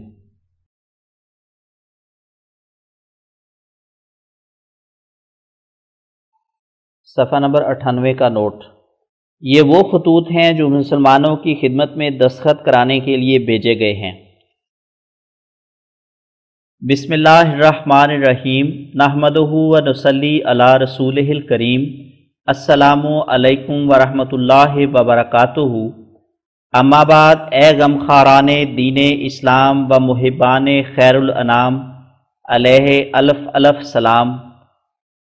میں اس وقت ایک نہایت ضروری التماس آپ لوگوں کی خدمت میں پیش کرتا ہوں، اور خدا تعالیٰ سے دعا کرتا ہوں کہ اس التماس کے قبول کرنے کے لیے آپ لوگوں کے سینوں کو کھولے اور اس مقصد کے فوائد آپ لوگوں کے دلوں میں الہام کرے، کیونکہ کوئی امر گو کہ کیسا ہی عمدہ اور سراسر خیر اور مصلحت پر مبنی ہو، مگر تب بھی اس کی بجا آوری کے لیے جب تک خدا تعالیٰ سے قوت نہ ملے ہرگز انسان ضعیف البنیان سے ہو نہیں سکتا۔ اور وہ التماس یہ ہے کہ آپ صاحبوں پر یہ بات پوشیدہ نہیں ہوگی کہ ان دنوں میں دینی مباحثات و مناظرات کا اس قدر ایک طوفان برپا ہے کہ جہاں تک تاریخ وفا کر سکتی ہے اس کی کوئی نظیر پہلے زمانوں میں معلوم نہیں ہوتی، اور اس معاملے میں اس قدر تالیفات بڑھ گئی ہیں کہ پادری صاحبان کی ایک رپورٹ میں میں نے پڑھا ہے کہ چند سال میں 6 کروڑ کتابیں ان کی طرف سے شائع ہوئیں۔ ایسا ہی اہل اسلام کی طرف سے کروڑہا تو نہیں مگر 100 رسالوں تک تو نوبت پہنچی ہوگی، اور آریہ صاحبوں کی کتابیں جو اسلام کے مقابل پر یا عیسائیوں کے مقابل لکھی گئیں اگرچہ تعداد میں تو کم ہیں مگر گالیاں دینے اور دل آزار کلمات لکھنے میں اول نمبر پر ہیں، اور یہ بے تہذیبی اور بد زبانی دن بدن بڑھتی جاتی ہے۔ آپ جانتے ہیں کہ اسلام ایک ایسا مذہب ہے کہ جو کسی قوم کے پیشوا کو گالی دینا اس کا اصول نہیں، کیونکہ ہمارا یہ عقیدہ ہے کہ ہم ان پیغمبروں پر ایمان لائے ہیں جن کا ذکر قرآن میں ہے، اور یہ بھی ہمارا عقیدہ ہے کہ ہر ایک قوم میں کوئی نہ کوئی مصلح گزرا ہے، اور ہمیں یہ بھی تعلیم دی گئی ہے کہ ہم پورے علم کے بغیر کسی کی نسبت کوئی رائے ظاہر نہ کریں، جیسا کہ اللہ تعالیٰ فرماتا ہے وَلَا تَقْفُ مَا لَيْسَ لَكَ بِهِ عِلْمٌ إِنَّ السَّمْعَ وَالْبَصَرَ وَالْفُؤَادَ كُلُّ أُولَئِكَ كَانَ عَنْهُ مَسْئُولًا۔ بنی اسرائیل آیت نمبر 37۔ نوٹ: یعنی جس بات کا تجھ کو یقینی علم نہیں دیا گیا اس بات کا پیروکار مت بن، اور یاد رکھ کے کان اور آنکھ اور دل جس قدر اعضاء ہیں ان سب اعضاء سے باز پرس ہوگی۔ نوٹ ختم۔ یہ پاک عقائد ہمیں بیجا بد زبانیوں اور متعصبانہ نکتہ چینیوں سے محفوظ رکھتے ہیں، مگر ہمارے مخالف چونکہ تقوی کی راہوں سے بالکل دور اور بے قید اور خلی الرسم ہیں، اور قرآن کریم جو سب سے پیچھے آیا ان کو طبعاً برا معلوم ہوتا ہے، لہٰذا وہ جلد فحش گوئی اور بد زبانی اور توہین کی طرف مائل ہو جاتے ہیں، اور سچی باتوں کے مقابل پر افتراؤں سے کام لیتے ہیں۔ چنانچہ اس 30 سال کے عرصے میں ہمارے مخالفوں نے اس قدر فحش گالیاں جناب رسول اللہ صلی اللہ علیہ وسلم کو اپنی کتابوں میں دی ہیں، اور اس قدر افتراء اسلامی تعلیم پر کیے ہیں کہ میں یہ دعوے سے کہتا ہوں کہ آپ لوگ 1300 گزشتہ سالوں میں یعنی اسلام کے ابتدائی زمانے سے آج تک اس کی نظیر نہیں پاؤ گے، اور اسی پر بس نہیں بلکہ یہ ناجائز طریق ترقی پر ہے۔ اس لیے ہر یک ایسے سچے مسلمان کا فرض ہے کہ جو در حقیقت اپنے تئیں مسلمان سمجھتا ہے کہ ایسے موقع پر بے غیرتوں اور بے ایمانوں کے رنگ میں بیٹھا نہ رہے، بلکہ جیسا کہ اپنی حفظ عزت کے لیے کوشش کرتا ہے، اور جب عزت برباد ہونے کا کوئی موقع پیش آوے تو جہاں تک طاقت وفا کرتی اور بس چل سکتا ہے اپنی آبرو کے بچاؤ کے لیے کوئی تدبیر باقی نہیں چھوڑتا، بلکہ ہزارہ روپیہ پانی کی طرح بہا دیتا ہے۔ ایسا ہی شریف اور سچے مسلمانوں کے لیے بھی زیبا ہے کہ اس پیارے رسول کی عزت کے لیے بھی جس کی شفاعت کی امید رکھتے ہیں کوشش کریں اور ایمانی نمونہ دکھلانے سے نامراد نہ جائیں۔ شاید بعض صاحبوں کی یہ رائے ہو کہ کیا ضرور ہے کہ اسلام کی طرف سے مذہبی تالیفات ہوں، اور کیوں اس طریق کو اختیار نہ کیا جائے کہ مخالفوں کی تحریرات کا جواب ہی نہ دیں۔ اس کے جواب میں عرض کیا جاتا ہے کہ اول تو کوئی مذہب بغیر دعوت اور امر معروف اور نہی منکر کے قائم نہیں رہ سکتا، اور اگر ایسا ہونا فرض بھی کر لیں تو پھر اسلام جیسا کوئی مذہب مصیبت زدہ نہیں ہوگا، کیونکہ جس حالت میں پادری صاحبان و آریہ صاحبان وغیرہ پورے زور و شور سے اسلام پر حملہ کر رہے ہیں اور چاہتے ہیں کہ اس کو نابود کر دیں، اور ہر یک رنگ سے کیا علم طبی کے نام سے اور کیا علم طب اور تشریح کے بہانہ سے اور کیا علم حیات کے پردے میں انواع و اقسام کے دھوکے لوگوں کو دے رہے ہیں، اور ٹھٹھے اور ہنسی اور تحقیر کو انتہا تک پہنچا دیا ہے۔ پھر اگر ہمارے معزز بھائیوں کی طرف سے یہی تدبیر ہے کہ چپ رہو اور سنے جاؤ، تو یہ خاموشی مخالفوں کی یک طرفہ ڈگری کا موجب ہوگی، اور نعوذ باللہ ہماری خاموشی ثابت کر دے گی کہ ہر یک الزام ان کا سچا ہے، اور اگر ہم الزامی جواب دیں، چنانچہ کئی سال سے دیے جاتے ہیں، تو کوئی ان کی طرف متوجہ نہیں ہوتا اور ہمارا وقت برباد جاتا ہے، اور بار بار وہی باتیں اور وہی بہتان حتی کمیز الفاظ کے ساتھ سناتے ہیں۔ جو لوگ حیا اور شرم کو چھوڑ دیں، ان کا منہ بجز قانون کے اور کون بند کرے، اور ہم اپنے بھائیوں کے ثواب دید سے کل مناظرات اور مباحثات اور تحریر اور تقریر سے دستبردار ہو سکتے ہیں اور چپ رہ سکتے ہیں، مگر کیا ہمارے معزز بھائی ذمہ دار ہو سکتے ہیں کہ مخالفانہ حملہ کرنے سے ہندوستان کے تمام پادریوں اور آریوں اور برہموں کو بھی چپ کرا دیں گے؟ اور اگر نہیں کرا سکتے اور ان کی گالیوں اور سب و شتم کی کوئی اور تدبیر ان کے ہاتھ میں نہیں، تو پھر یہ بات کیوں حرام ہے کہ ہم اپنی محسن گورنمنٹ سے اس بارے میں مدد لیں اور ان آئندہ خطرات سے اپنی قوم اور نیز دوسری قوموں کو بھی بچا لیں جو ایسے بے قیدی کے مناظرات میں ضروری الوجود ہیں۔ سو بھائیو، یہ تدبیر عمدہ نہیں ہے کہ ہر روز ہم گالیاں سنیں اور روا رکھیں کہ ہندوؤں کے لڑکے بازاروں میں بیٹھ کر اور عیسائیوں کی جماعتیں ہر یک کوچے گلی میں ہمارے نبی پاک صلی اللہ علیہ وسلم کو گندی گالیاں نکالیں اور آئے دن پرتوہین کتابیں شائع کریں، بلکہ اس وقت ضروری تدبیر یہ ہے کہ ایسے لوگوں کا منہ بند کرنے کے لیے سرکاری قانون سے مدد لیں، اور اس درخواست کے موافق جو گورنمنٹ کی توجہ کے لیے علیحدہ لکھی گئی ہے، اس مضمون کا گورنمنٹ عالیہ سے قانون پاس کراویں کہ آئندہ مناظرات و مجادلات میں بغرض رفع فتنہ و فساد عام آزادی اور بے قیدی کو محدود کر دیا جاوے، اور ہر یک قوم کے لوگ اعتراض اور نکتہ چینی کے وقت ہمیشہ دو باتوں کے پابند رہیں۔ اول یہ کہ ہر یک فریق جو کسی دوسرے فریق پر کوئی اعتراض کرے تو صرف اس صورت میں اعتراض کرنے کے وقت نیک نیت سمجھا جائے کہ جب اعتراض میں وہ باتیں نہ پائی جائیں جو خود اس کے مسلم عقیدے میں پائی جاتی ہیں، یعنی ایسا اعتراض نہ ہو جو وہ اس کے عقیدے پر بھی وارد ہوتا ہو اور وہ بھی اس سے ایسا ملزم ہو سکتا ہو جیسا کہ اس کا مخالف، اور اگر کوئی اس قاعدے سے تجاوز کرے اور وہ تجاوز ثابت ہو جاوے تو بغیر حاجت کسی دوسری تحقیقات کے یہ سمجھا جاوے کہ اس نے محض بدنیتی سے ایک مذہبی امر میں اپنے مخالف کا دل دکھانے کے لیے یہ حرکت کی۔ دوم، یہ کہ ہر یک معترض ایسے اعتراض کرنے کا ہرگز مجاز نہ ہو کہ جو ان کتب مشتہرہ کے مخالف ہو جن کو کسی فریق نے حصر کے طور پر اپنی مسلمہ کتابیں قرار دے کر ان کی نسبت اشتہار شائع کرایا ہے، اور اگر کوئی شخص ایسا کرے تو قانوناً یہ قرار دیا جاوے کہ اس نے ایک ایسا امر کیا جو نیک نیتی کے برخلاف ہے،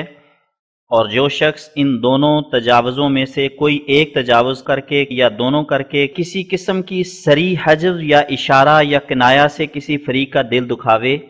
تو وہ دفعہ 298 تعزیرات کا مجرم قرار دے کر اس سزا کا مستوجب سمجھا جائے جو قانون کی حد تک ہے۔ یہ قانون ہے جس کا پاس کرانا ضروری ہے، سو اے بزرگوں اور دین اسلام کے غم خارو، برائے خدا اس تحریر پر غور کر کے اس درخواست کو اپنے دستخطوں سے مزین کرو جو اس قانون کے پاس کرنے کے لیے لکھی گئی ہے، تا فساد انگیز جھگڑے کم ہو جائیں اور گورنمنٹ کو آرام ملے اور ملک میں صلح کاری اور امن پیدا ہو اور ملک کے باشندوں کے کینے ترقی کرنے سے روکے جائیں۔ بھائیو، اس قانون کے پاس ہونے میں بہت ہی برکتیں ہیں اور سچے دین کو اس سے بہت ہی مدد ملتی ہے، اور مفسدوں اور افتراء پردازوں کے منہ بند ہو جاتے ہیں۔ گورنمنٹ کے کسی منشا کے مخالف یہ کارروائی نہیں، بلکہ ہماری دانا گورنمنٹ خود ایسی باتوں کو ہمیشہ سوچتی ہے جس سے اس ملک کے فتنے اور فساد کم ہوں اور لوگ ایک دل ہو کر گورنمنٹ کی خدمت میں مشغول رہیں، اور نیز یہ وہ مبارک طریق ہے جن سے آئندہ بیجا حملہ کرنے والے رک جائیں گے اور ہر یک جاہل متعصب مناظرہ اور مجادلہ کے لیے جرأت نہیں کر سکے گا۔ اور یہ امر تمام ان لوگوں کے لیے مفید ہے جو یاواگوؤں کا کسی تدبیر سے منہ بند کرنا چاہتے ہیں، اور اگر کسی صاحب نے ایسے مبارک محضر پر دستخط نہ کیے جس سے ہمارے نبی صلی اللہ علیہ وسلم کی عزت مفتری لوگوں کے افتراؤں سے بچ جاتی ہے، اور اسلام بہت سے کمینہ اور سراسر دروغ حملوں سے امن میں آ جاتا ہے، تو اس کا اسلام نہایت بودا اور تاریکی میں پڑا ہوا ثابت ہوگا۔ اور ہم عزم بالجزم رکھتے ہیں کہ جیسا کہ اس موقع پر ہم دینی غمخاروں کا باعزت نام مخلصانہ دعائے خیر کے ساتھ نہایت شوق سے شائع کریں گے تا ان کی مردی اور سعادت عامہ خلائق پر ظاہر ہو، ایسا ہی ہم ایک پردرد تقریر کے ساتھ ان بخیل اور پست فطرت لوگوں کے نام بھی اپنے رسالے میں شائع کر دیں گے جنہوں نے ہمارے سید و مولا محمد مصطفیٰ خاتم الانبیاء فخر الاصفیاء کی حمایت عزت کے لیے کچھ بھی غمخاری اور حمیت ظاہر نہ کی۔ بھائیو، کیا یہ مناسب ہے کہ آپ لوگ تو عزت کی کرسیوں پر بیٹھیں اور بڑے بڑے القاب پائیں، اور ہمارے پیارے رسول صلی اللہ علیہ وسلم کو ہر یک طرف سے گالیاں دی جائیں، اور تحریر اور تقریر میں سراسر افتراء سے نہایت بے عزتی اور توہین کی جائے، اور آپ لوگ ایک ادنا تدبیر کرنے سے بھی دریغ کریں؟ نہیں، ہرگز نہیں۔ شریف اور نجیب لوگ ہرگز دریغ نہیں کریں گے، اور جو خبیث النفس دریغ کرے گا وہ مسلمان ہی نہیں۔ مبادا دلے آن فرو مائے شاد، کہ از بہر دنیا دہد دین بے باد۔ راکم خاکسار، خادم دین مصطفیٰ غلام احمد قادیانی، 22 ستمبر 1895 عیسوی۔ یہ وہ درخواست ہے جو بمراد منظوری گورنمنٹ میں بعد تکمیل دستخطوں کے بھیجی جائے گی۔ درخواست: یہ درخواست مسلمانان برٹش انڈیا کی طرف سے جن کے نام ذیل میں درج ہیں بحضور جناب گورنر جنرل ہند دامہ اقبالہ اس غرض سے بھیجی گئی ہے کہ مذہبی مباحثات اور مناظرات کو ان ناجائز جھگڑوں سے بچانے کے لیے جو طرح طرح کے فتنوں کے قریب پہنچ گئے ہیں اور خطرناک حالت پیدا کرتے جاتے ہیں، اور ایک وسیع بے قیدی ان میں طوفان کی طرح نمودار ہو گئی ہے، دو مندرجہ ذیل شرطوں سے مشروط فرما دیا جاوے، اور اسی طرح اس وسعت اور بے قیدی کو روک کر ان خرابیوں سے رعایا کو بچایا جاوے جو دن بدن ایک مہیب صورت پیدا کرتی جاتی ہیں، جن کا ضروری نتیجہ قوموں میں سخت دشمنی اور خطرناک مقدمات ہیں۔ ان دو شرطوں میں سے پہلی شرط یہ ہے کہ برٹش انڈیا کے تمام وہ فرقے جو ایک دوسرے سے مذہب اور عقیدے میں اختلاف رکھتے ہیں اپنے فریق مخالف پر کوئی ایسا اعتراض نہ کریں جو خود اپنے پر وارد ہوتا ہو، یعنی اگر ایک فریق دوسرے فریق پر مذہبی نکتہ چینی کے طور پر کوئی ایسا اعتراض کرنا چاہے جس کا ضروری نتیجہ اس مذہب کے پیشوا یا کتاب کی کسر شان ہو جس کو اس فریق کے لوگ خدا تعالیٰ کی طرف سے مانتے ہوں، تو اس کو اس امر کے بارے میں قانونی ممانعت ہو جائے کہ ایسا اعتراض اپنے فریق مخالف پر اس صورت میں ہرگز نہ کرے جبکہ خود اس کی کتاب یا اس کے پیشوا پر وہی اعتراض ہو سکتا ہو۔ دوسری شرط یہ ہے کہ ایسے اعتراض سے بھی ممانعت فرما دی جائے جو ان کتابوں کی بنا پر نہ ہو جن کو کسی فریق نے اپنی مسلم اور مقبول کتابیں ٹھہرا کر ان کی ایک چھپی ہوئی فہرست اپنے ایک کھلے کھلے اعلان کے ساتھ شائع کرا دی ہو اور صاف اشتہار دے دیا ہو کہ یہی وہ کتابیں ہیں جن پر میرا عقیدہ ہے اور جو میری مذہبی کتابیں ہیں، سو ہم تمام درخواست کنندوں کی التماس یہ ہے کہ ان دونوں شرطوں کے بارے میں ایک قانون پاس ہو کر اس کی خلاف ورزی کو ایک مجرمانہ حرکت قرار دیا جاوے، اور ایسے تمام مجرم دفعہ 298 تعزیرات ہند یا جس دفعہ کی روح سے سرکار مناسب سمجھے سزا یاب ہوتے رہیں۔ اور جن ضرورتوں کی بنا پر ہم رعایا سرکار انگریزی کی اس درخواست کے لیے مجبور ہوئے ہیں وہ بتفصیل ذیل ہیں۔ اول یہ کہ ان دنوں میں مذہبی مباحثوں کے متعلق سلسلہ تقریروں اور تحریروں کا اس قدر ترقی پذیر ہو گیا ہے اور ساتھ ہی اس کے اس قدر سخت بدزبانیوں نے ترقی کی ہے کہ دن بدن باہمی کینے بڑھتے جاتے ہیں، اور ایک زور کے ساتھ فحش گوئی اور ٹھٹھے اور ہنسی کا دریا بہہ رہا ہے۔ اور چونکہ اہل اسلام اپنے برگزیدہ نبی اور اس مقدس کتاب کے لیے جو اس پاک نبی کی معرفت ان کو ملی نہایت غیرت مند ہیں، لہٰذا جو کچھ دوسری قومیں طرح طرح کے مفتریانہ الفاظ اور رنگا رنگ کی پرخیانت تحریر اور تقریر سے ان کے نبی اور ان کی آسمانی کتاب کی توہین سے ان کے دل دکھا رہے ہیں،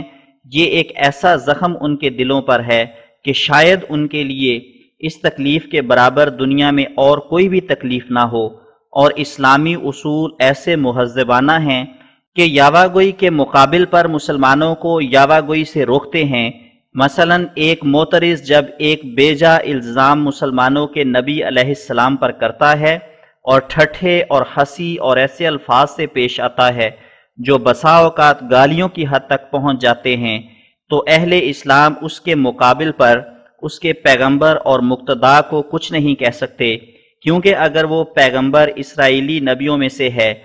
تو ہر یک مسلمان اس نبی سے ایسا ہی پیار کرتا ہے جیسا کہ اس کا فریق مخالف۔ وجہ یہ کہ مسلمان تمام اسرائیلی نبیوں پر ایمان رکھتے ہیں اور دوسری قوموں کی نسبت بھی وہ جلدی نہیں کرتے، کیونکہ انہیں یہ تعلیم دی گئی ہے کہ کوئی ایسا آباد ملک نہیں جس میں کوئی مصلح نہیں گزرا، اس لیے کہ گزشتہ نبیوں کی نسبت خاص کر اگر وہ اسرائیلی ہوں ایک مسلمان ہرگز بدزبانی نہیں کر سکتا، بلکہ اسرائیلی نبیوں پر تو وہ ایسا ہی ایمان رکھتا ہے جیسا کہ نبی آخر الزمان کی نبوت پر۔ تو اس صورت میں وہ گالی کا گالی کے ساتھ مقابلہ نہیں کر سکتا۔ ہاں جب بہت دکھ اٹھاتا ہے تو قانون کی روح سے چارہ جوئی کرنا چاہتا ہے، مگر قانونی تدارک بدنیتی کے ثابت کرنے پر موقوف ہے، جس کا ثابت کرنا موجودہ قانون کی روح سے بہت مشکل امر ہے،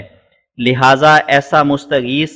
اکثر ناکام رہتا ہے اور مخالف فتح یاب کو اور بھی توہین اور تحقیر کا موقع ملتا ہے۔ اس لیے یہ بات بالکل سچی ہے کہ جس قدر تقریروں اور تحریروں کے روح سے مذہب اسلام کی توہین ہوتی ہے، ابھی تک اس کا کوئی کافی تدارک قانون میں موجود نہیں،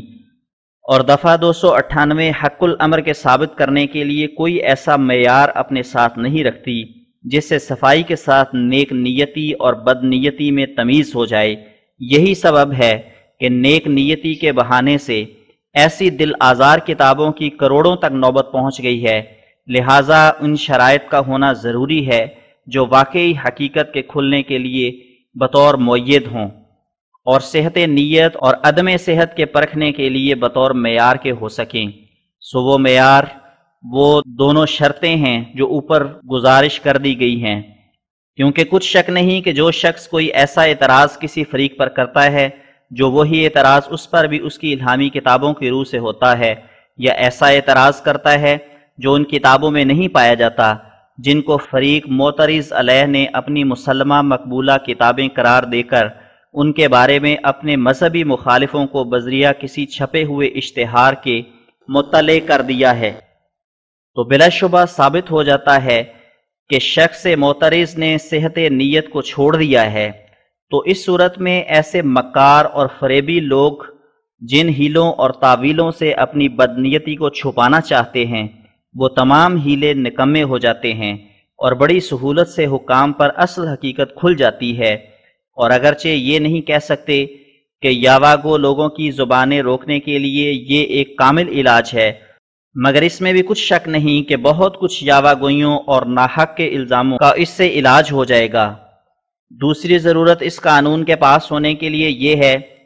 کہ اس بے قیدی سے ملک کی اخلاقی حالت روز بروز بگڑتی جاتی ہے۔ ایک شخص سچی بات کو سن کر پھر اس فکر میں پڑ جاتا ہے کہ کسی طرح جھوٹ اور افتراء سے مدد لے کر اس سچ کو پوشیدہ کر دے اور فریق ثانی کو خواہ نخواہ ذلت پہنچاوے۔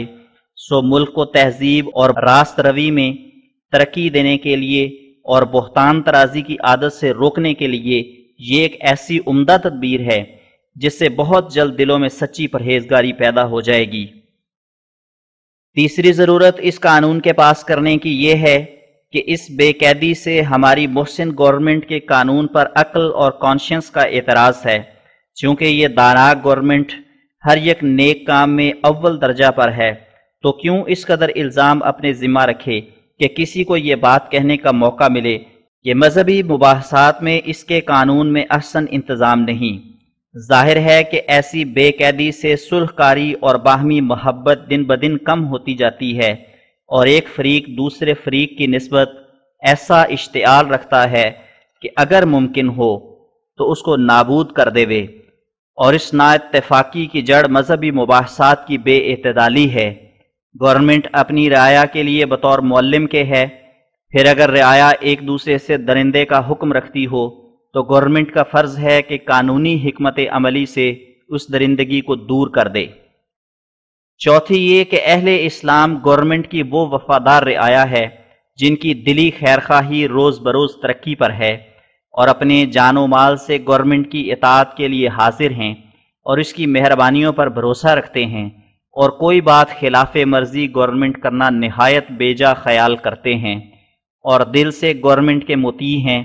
بس اس صورت میں ان کا حق بھی ہے کہ ان کی دردناک فریاد کی طرف گورنمنٹ عالیہ توجہ کرے۔ پھر یہ درخواست بھی کوئی ایسی درخواست نہیں جس کا صرف مسلمانوں کو فائدہ پہنچتا ہے اور دوسروں کو نہیں، بلکہ ہر یک قوم اس فائدہ میں شریک ہے، اور یہ کام ایسا ہے جس سے ملک میں صلح کاری اور امن پیدا ہوتا ہے اور مقدمات کم ہوتے ہیں اور بدنیت لوگوں کا منہ بند ہوتا ہے، اور جیسا کہ بیان کیا گیا ہے اس کا اثر مسلمانوں سے خاص نہیں، ہر یک قوم پر اس کا برابر اثر ہے۔ آخر ہم دعا کرتے ہیں کہ خدا تعالی ہماری اس گورنمنٹ کو ہمیشہ کے اقبال کے ساتھ ہمارے سروں پر خوش و خرم رکھے اور ہمیں سچی شکر گزاری کی توفیق دے، اور ہماری محسن گورنمنٹ کو اس مخلصانہ اور عاجزانہ درخواست کی طرف توجہ دلاوے کہ ہر یک توفیق اسی کے ارادے اور حکم سے ہے، آمین۔ الملتمسین اہل اسلام رعایا گورنمنٹ جن کے نام علیحدہ نقشوں میں درج ہیں، مورخہ 22 ستمبر 1895 عیسوی۔ باعث تالیف آریہ دھرم و ست بچن۔ یہ بات ہر یک کو معلوم ہے کہ ہم برسوں تک آریوں کے مقابل پر بالکل خاموش رہے۔ قریباً 14 برس کا عرصہ ہو گیا کہ جب ہم نے پنڈت دیانند اور اندربن اور کنہیا لال کی سخت بد زبانی کو دیکھ کر اور ان کی گندی کتابوں کو پڑھ کر کچھ ذکر ہندوؤں کے وید کا براہین احمدیہ میں کیا تھا، مگر ہم نے اس کتاب میں بجز واقعی امر کے جو ویدوں کی تعلیم سے معلوم ہوتا تھا ایک ذرا زیادتی نہ کی، لیکن دیانند نے اپنی ستیارت پرکاش میں اور اندرمن نے اپنی کتابوں میں اور کنہیا لال نے اپنی تالیفات میں جس قدر بد زبانی اور اسلام کی توہین کی ہے اس کا اندازہ ان لوگوں کو خوب معلوم ہے جنہوں نے یہ کتابیں پڑھی ہوں گی۔ خاص کر دیانند نے ستیارت پرکاش میں وہ گالیاں دیں اور سخت زبانی کی جن کا مرتکب صرف ایسا آدمی ہو سکتا ہے جس کو نہ خدا تعالیٰ کا خوف ہو، نہ عقل ہو، نہ شرم ہو، نہ فکر ہو، نہ سوچ ہو۔ غرض ہم نے ان سفلا مخالفوں کے افتراؤں کے بعد صرف چند ورق براہین میں آریوں کے خیالات کے بارے میں لکھے، اور بعد ازاں ہم باوجودی کے لیکھرام وغیرہ نے اپنی ناپاک طبیعت سے بہت سا گند ظاہر کیا اور بہت سی توہین مذہب کی، بالکل خاموش رہے۔ ہاں، سرما چشم آریہ اور شاہنہ حق جن کی تالیف پر 9 برس گزر گئے، آریوں کی ہی تحریک اور سوالات کے جواب میں لکھے گئے۔ چنانچہ سرما چشم آریہ کا اصل موجب منشی مرلی دھر آریہ تھے، جنہوں نے بمقام ہوشیارپور کمال اصرار سے مباحثے کی درخواست کی، اور سرما چشم آریہ در حقیقت اس سوال جواب کا مجموعہ ہے جو مابین اس عاجز اور منشی مرلی دھر کے مارچ 1886 میں ہوا۔ پھر ان کتابوں کی تالیف کے بعد آج تک ہم خاموش رہے، اور 14 برس سے آج تک، یا اگر ہوشیارپور کے مباحثے سے حساب کرو تو 9 برس سے آج تک ہم بالکل چپ رہے، اور اس عرصے میں طرح طرح کے گندے رسالے آریوں کی طرف سے نکلے اور گالیوں سے بھری ہوئی کتابیں اور اخباریں انہوں نے شائع کیں، مگر ہم نے بجز اعراض اور خاموشی کے اور کچھ بھی کارروائی نہیں کی۔ پھر جب آریوں کا غلو حد سے زیادہ بڑھ گیا اور ان کی بے ادبیاں انتہا تک پہنچ گئیں تو اب یہ رسالہ آریہ درم لکھا گیا۔ ہمارے بعض اندھے مولوی جو ہر ایک بات میں ہم پر یہ الزام لگاتے ہیں اور آریوں اور عیسائیوں کو بالکل معذور سمجھ کر ہر ایک سخت زبانی ہماری طرف منسوب کرتے ہیں، ان کو کیا کہیں اور ان کی نسبت کیا لکھیں؟ وہ تو بخل اور حسد کی زہر سے مر گئے اور ہمارے بغض سے اللہ اور رسول صلی اللہ علیہ وسلم کے بھی دشمن ہو گئے۔ اے سیاہ دل لوگو، تمہیں صریح جھوٹ بولنا اور دن کو رات کہنا کس نے سکھایا؟ گو یہ سچ ہے کہ ہم نے براہین میں ویدوں کا کچھ ذکر کیا، مگر اس وقت ذکر کیا کہ جب دیانند ہمارے نبی صلی اللہ علیہ وسلم کو اپنی ستیارت پرکاش میں سدھا گالیاں دے چکا اور اسلام کی سخت توہین کر چکا، اور ہندو بچے ہر یک گلی کوچے میں اسلام کے منہ پر تھوکنے لگے، پس کیا اس وقت واجب نہ تھا کہ ہم بھی کچھ ویدوں کی حقیقت کھولیں اور آیہ کریمہ والذین اذا اصابہم البغی ہم ینتصرون سورۃ الشورى آیت نمبر 40 پر عمل کر کے اپنے مولا کو راضی کریں، اور پھر اس وقت سے آج تک ہم خاموش رہے، لیکن آریوں کی طرف سے اس قدر گندی کتابیں اور گندی اخباریں توہین اسلام کے بارے میں اس وقت تک شائع ہوئیں کہ اگر ان کو جمع کریں تو ایک انبار لگتا ہے۔ یہ کیسا خوب سے باطن ہے کہ مسلمان کہلا کر پھر ظلم کے طور پر ان لوگوں کو ہی حق بجانب سمجھتے ہیں جو سال ہا سال سے ناحق شرارت اور افتراء کے طور پر اسلام کی توہین کر رہے ہیں۔ اے مولویت کے نام کو داغ لگانے والو، ذرا سوچو کہ قرآن میں کیا حکم ہے؟ کیا یہ روا ہے کہ ہم اسلام کی توہین کو چپکے سنے جائیں؟ کیا یہ ایمان ہے کہ رسول اللہ صلی اللہ علیہ وسلم کو گالیاں نکالی جائیں اور ہم خاموش رہیں؟ ہم نے برسوں تک خاموش رہ کر یہی دیکھا، ہم دکھ دیے گئے اور صبر کرتے رہے، مگر پھر بھی ہمارے بدگمان دشمن باز نہ آئے۔ اگر تمہیں شک ہے، اگر تمہارا یہ خیال ہے کہ ہم نے ہی عیسائیوں اور آریوں کو توہین مذہب کے لیے برانگیختہ کیا ہے، ورنہ یہ بیچارے نہایت سلیم المزاج اور اسلام کی نسبت خاموش تھے، بے ادبی اور توہین نہیں کرتے تھے اور نہ گالیاں نکالتے تھے، تو آؤ ایک جلسہ کرو، پھر اگر یہ ثابت ہو کہ زیادتی ہماری طرف سے ہے اور ابتدا سے ہم ہی محرک ہوئے اور ہم نے ہی ان لوگوں کے بزرگوں کو ابتداً گالیاں دیں، تو ہم ہر ایک سزا کے سزاوار ہیں۔ لیکن اگر اسلام کے دشمنوں کا ہی ظلم ثابت ہو تو ایسے خبیث طبع مولویوں کو کسی قدر سزا دینا ضروری ہے جو ہماری عداوت کے لیے اسلام کو درندوں کے آگے پھینکتے ہیں۔ ہر یک امر کی حقیقت تحقیقات کے بعد کھلتی ہے، اگر سچے ہیں تو ایک جلسہ کریں، پھر اگر ہم کاذب نکلیں تو بے شک ہندوؤں اور عیسائیوں کی تائید میں ہماری کتابیں جلا دیں، اور ہرگز ایسا جلسہ نہیں کریں گے، کیونکہ ان لعنتی لوگوں کے اب دل مجزوم ہو گئے ہیں اور یہ جانتے ہیں کہ محض افتراء کے طور پر بخل کے تقاضے سے ان کے منہ سے یہ باتیں نکل رہی ہیں۔ لیکن بابا نانک صاحب کے بارے میں جو ہم نے رسالہ ست وچن لکھا ہے، اس میں ہم نے بابا صاحب کی نسبت کوئی توہین کا لفظ استعمال نہیں کیا، بلکہ ہمارا یہ رسالہ ان کی تعریف اور توصیف سے بھرا ہوا ہے، اور ہم ایسے نیک منش اور قابل تعریف انسان کی مذمت کرنا سراسر خبث اور ناپاکی کا طریق جانتے ہیں، اور ہماری رائے ان کی نسبت یہی ہے کہ وہ سچے دل سے خدا تعالیٰ کی راہ میں فدا تھے اور ان لوگوں میں سے تھے جن پر خدا تعالیٰ کی برکات نازل ہوتی ہیں۔ والسلام علی من اتبع الہدی، الراکم خاکسار غلام احمد۔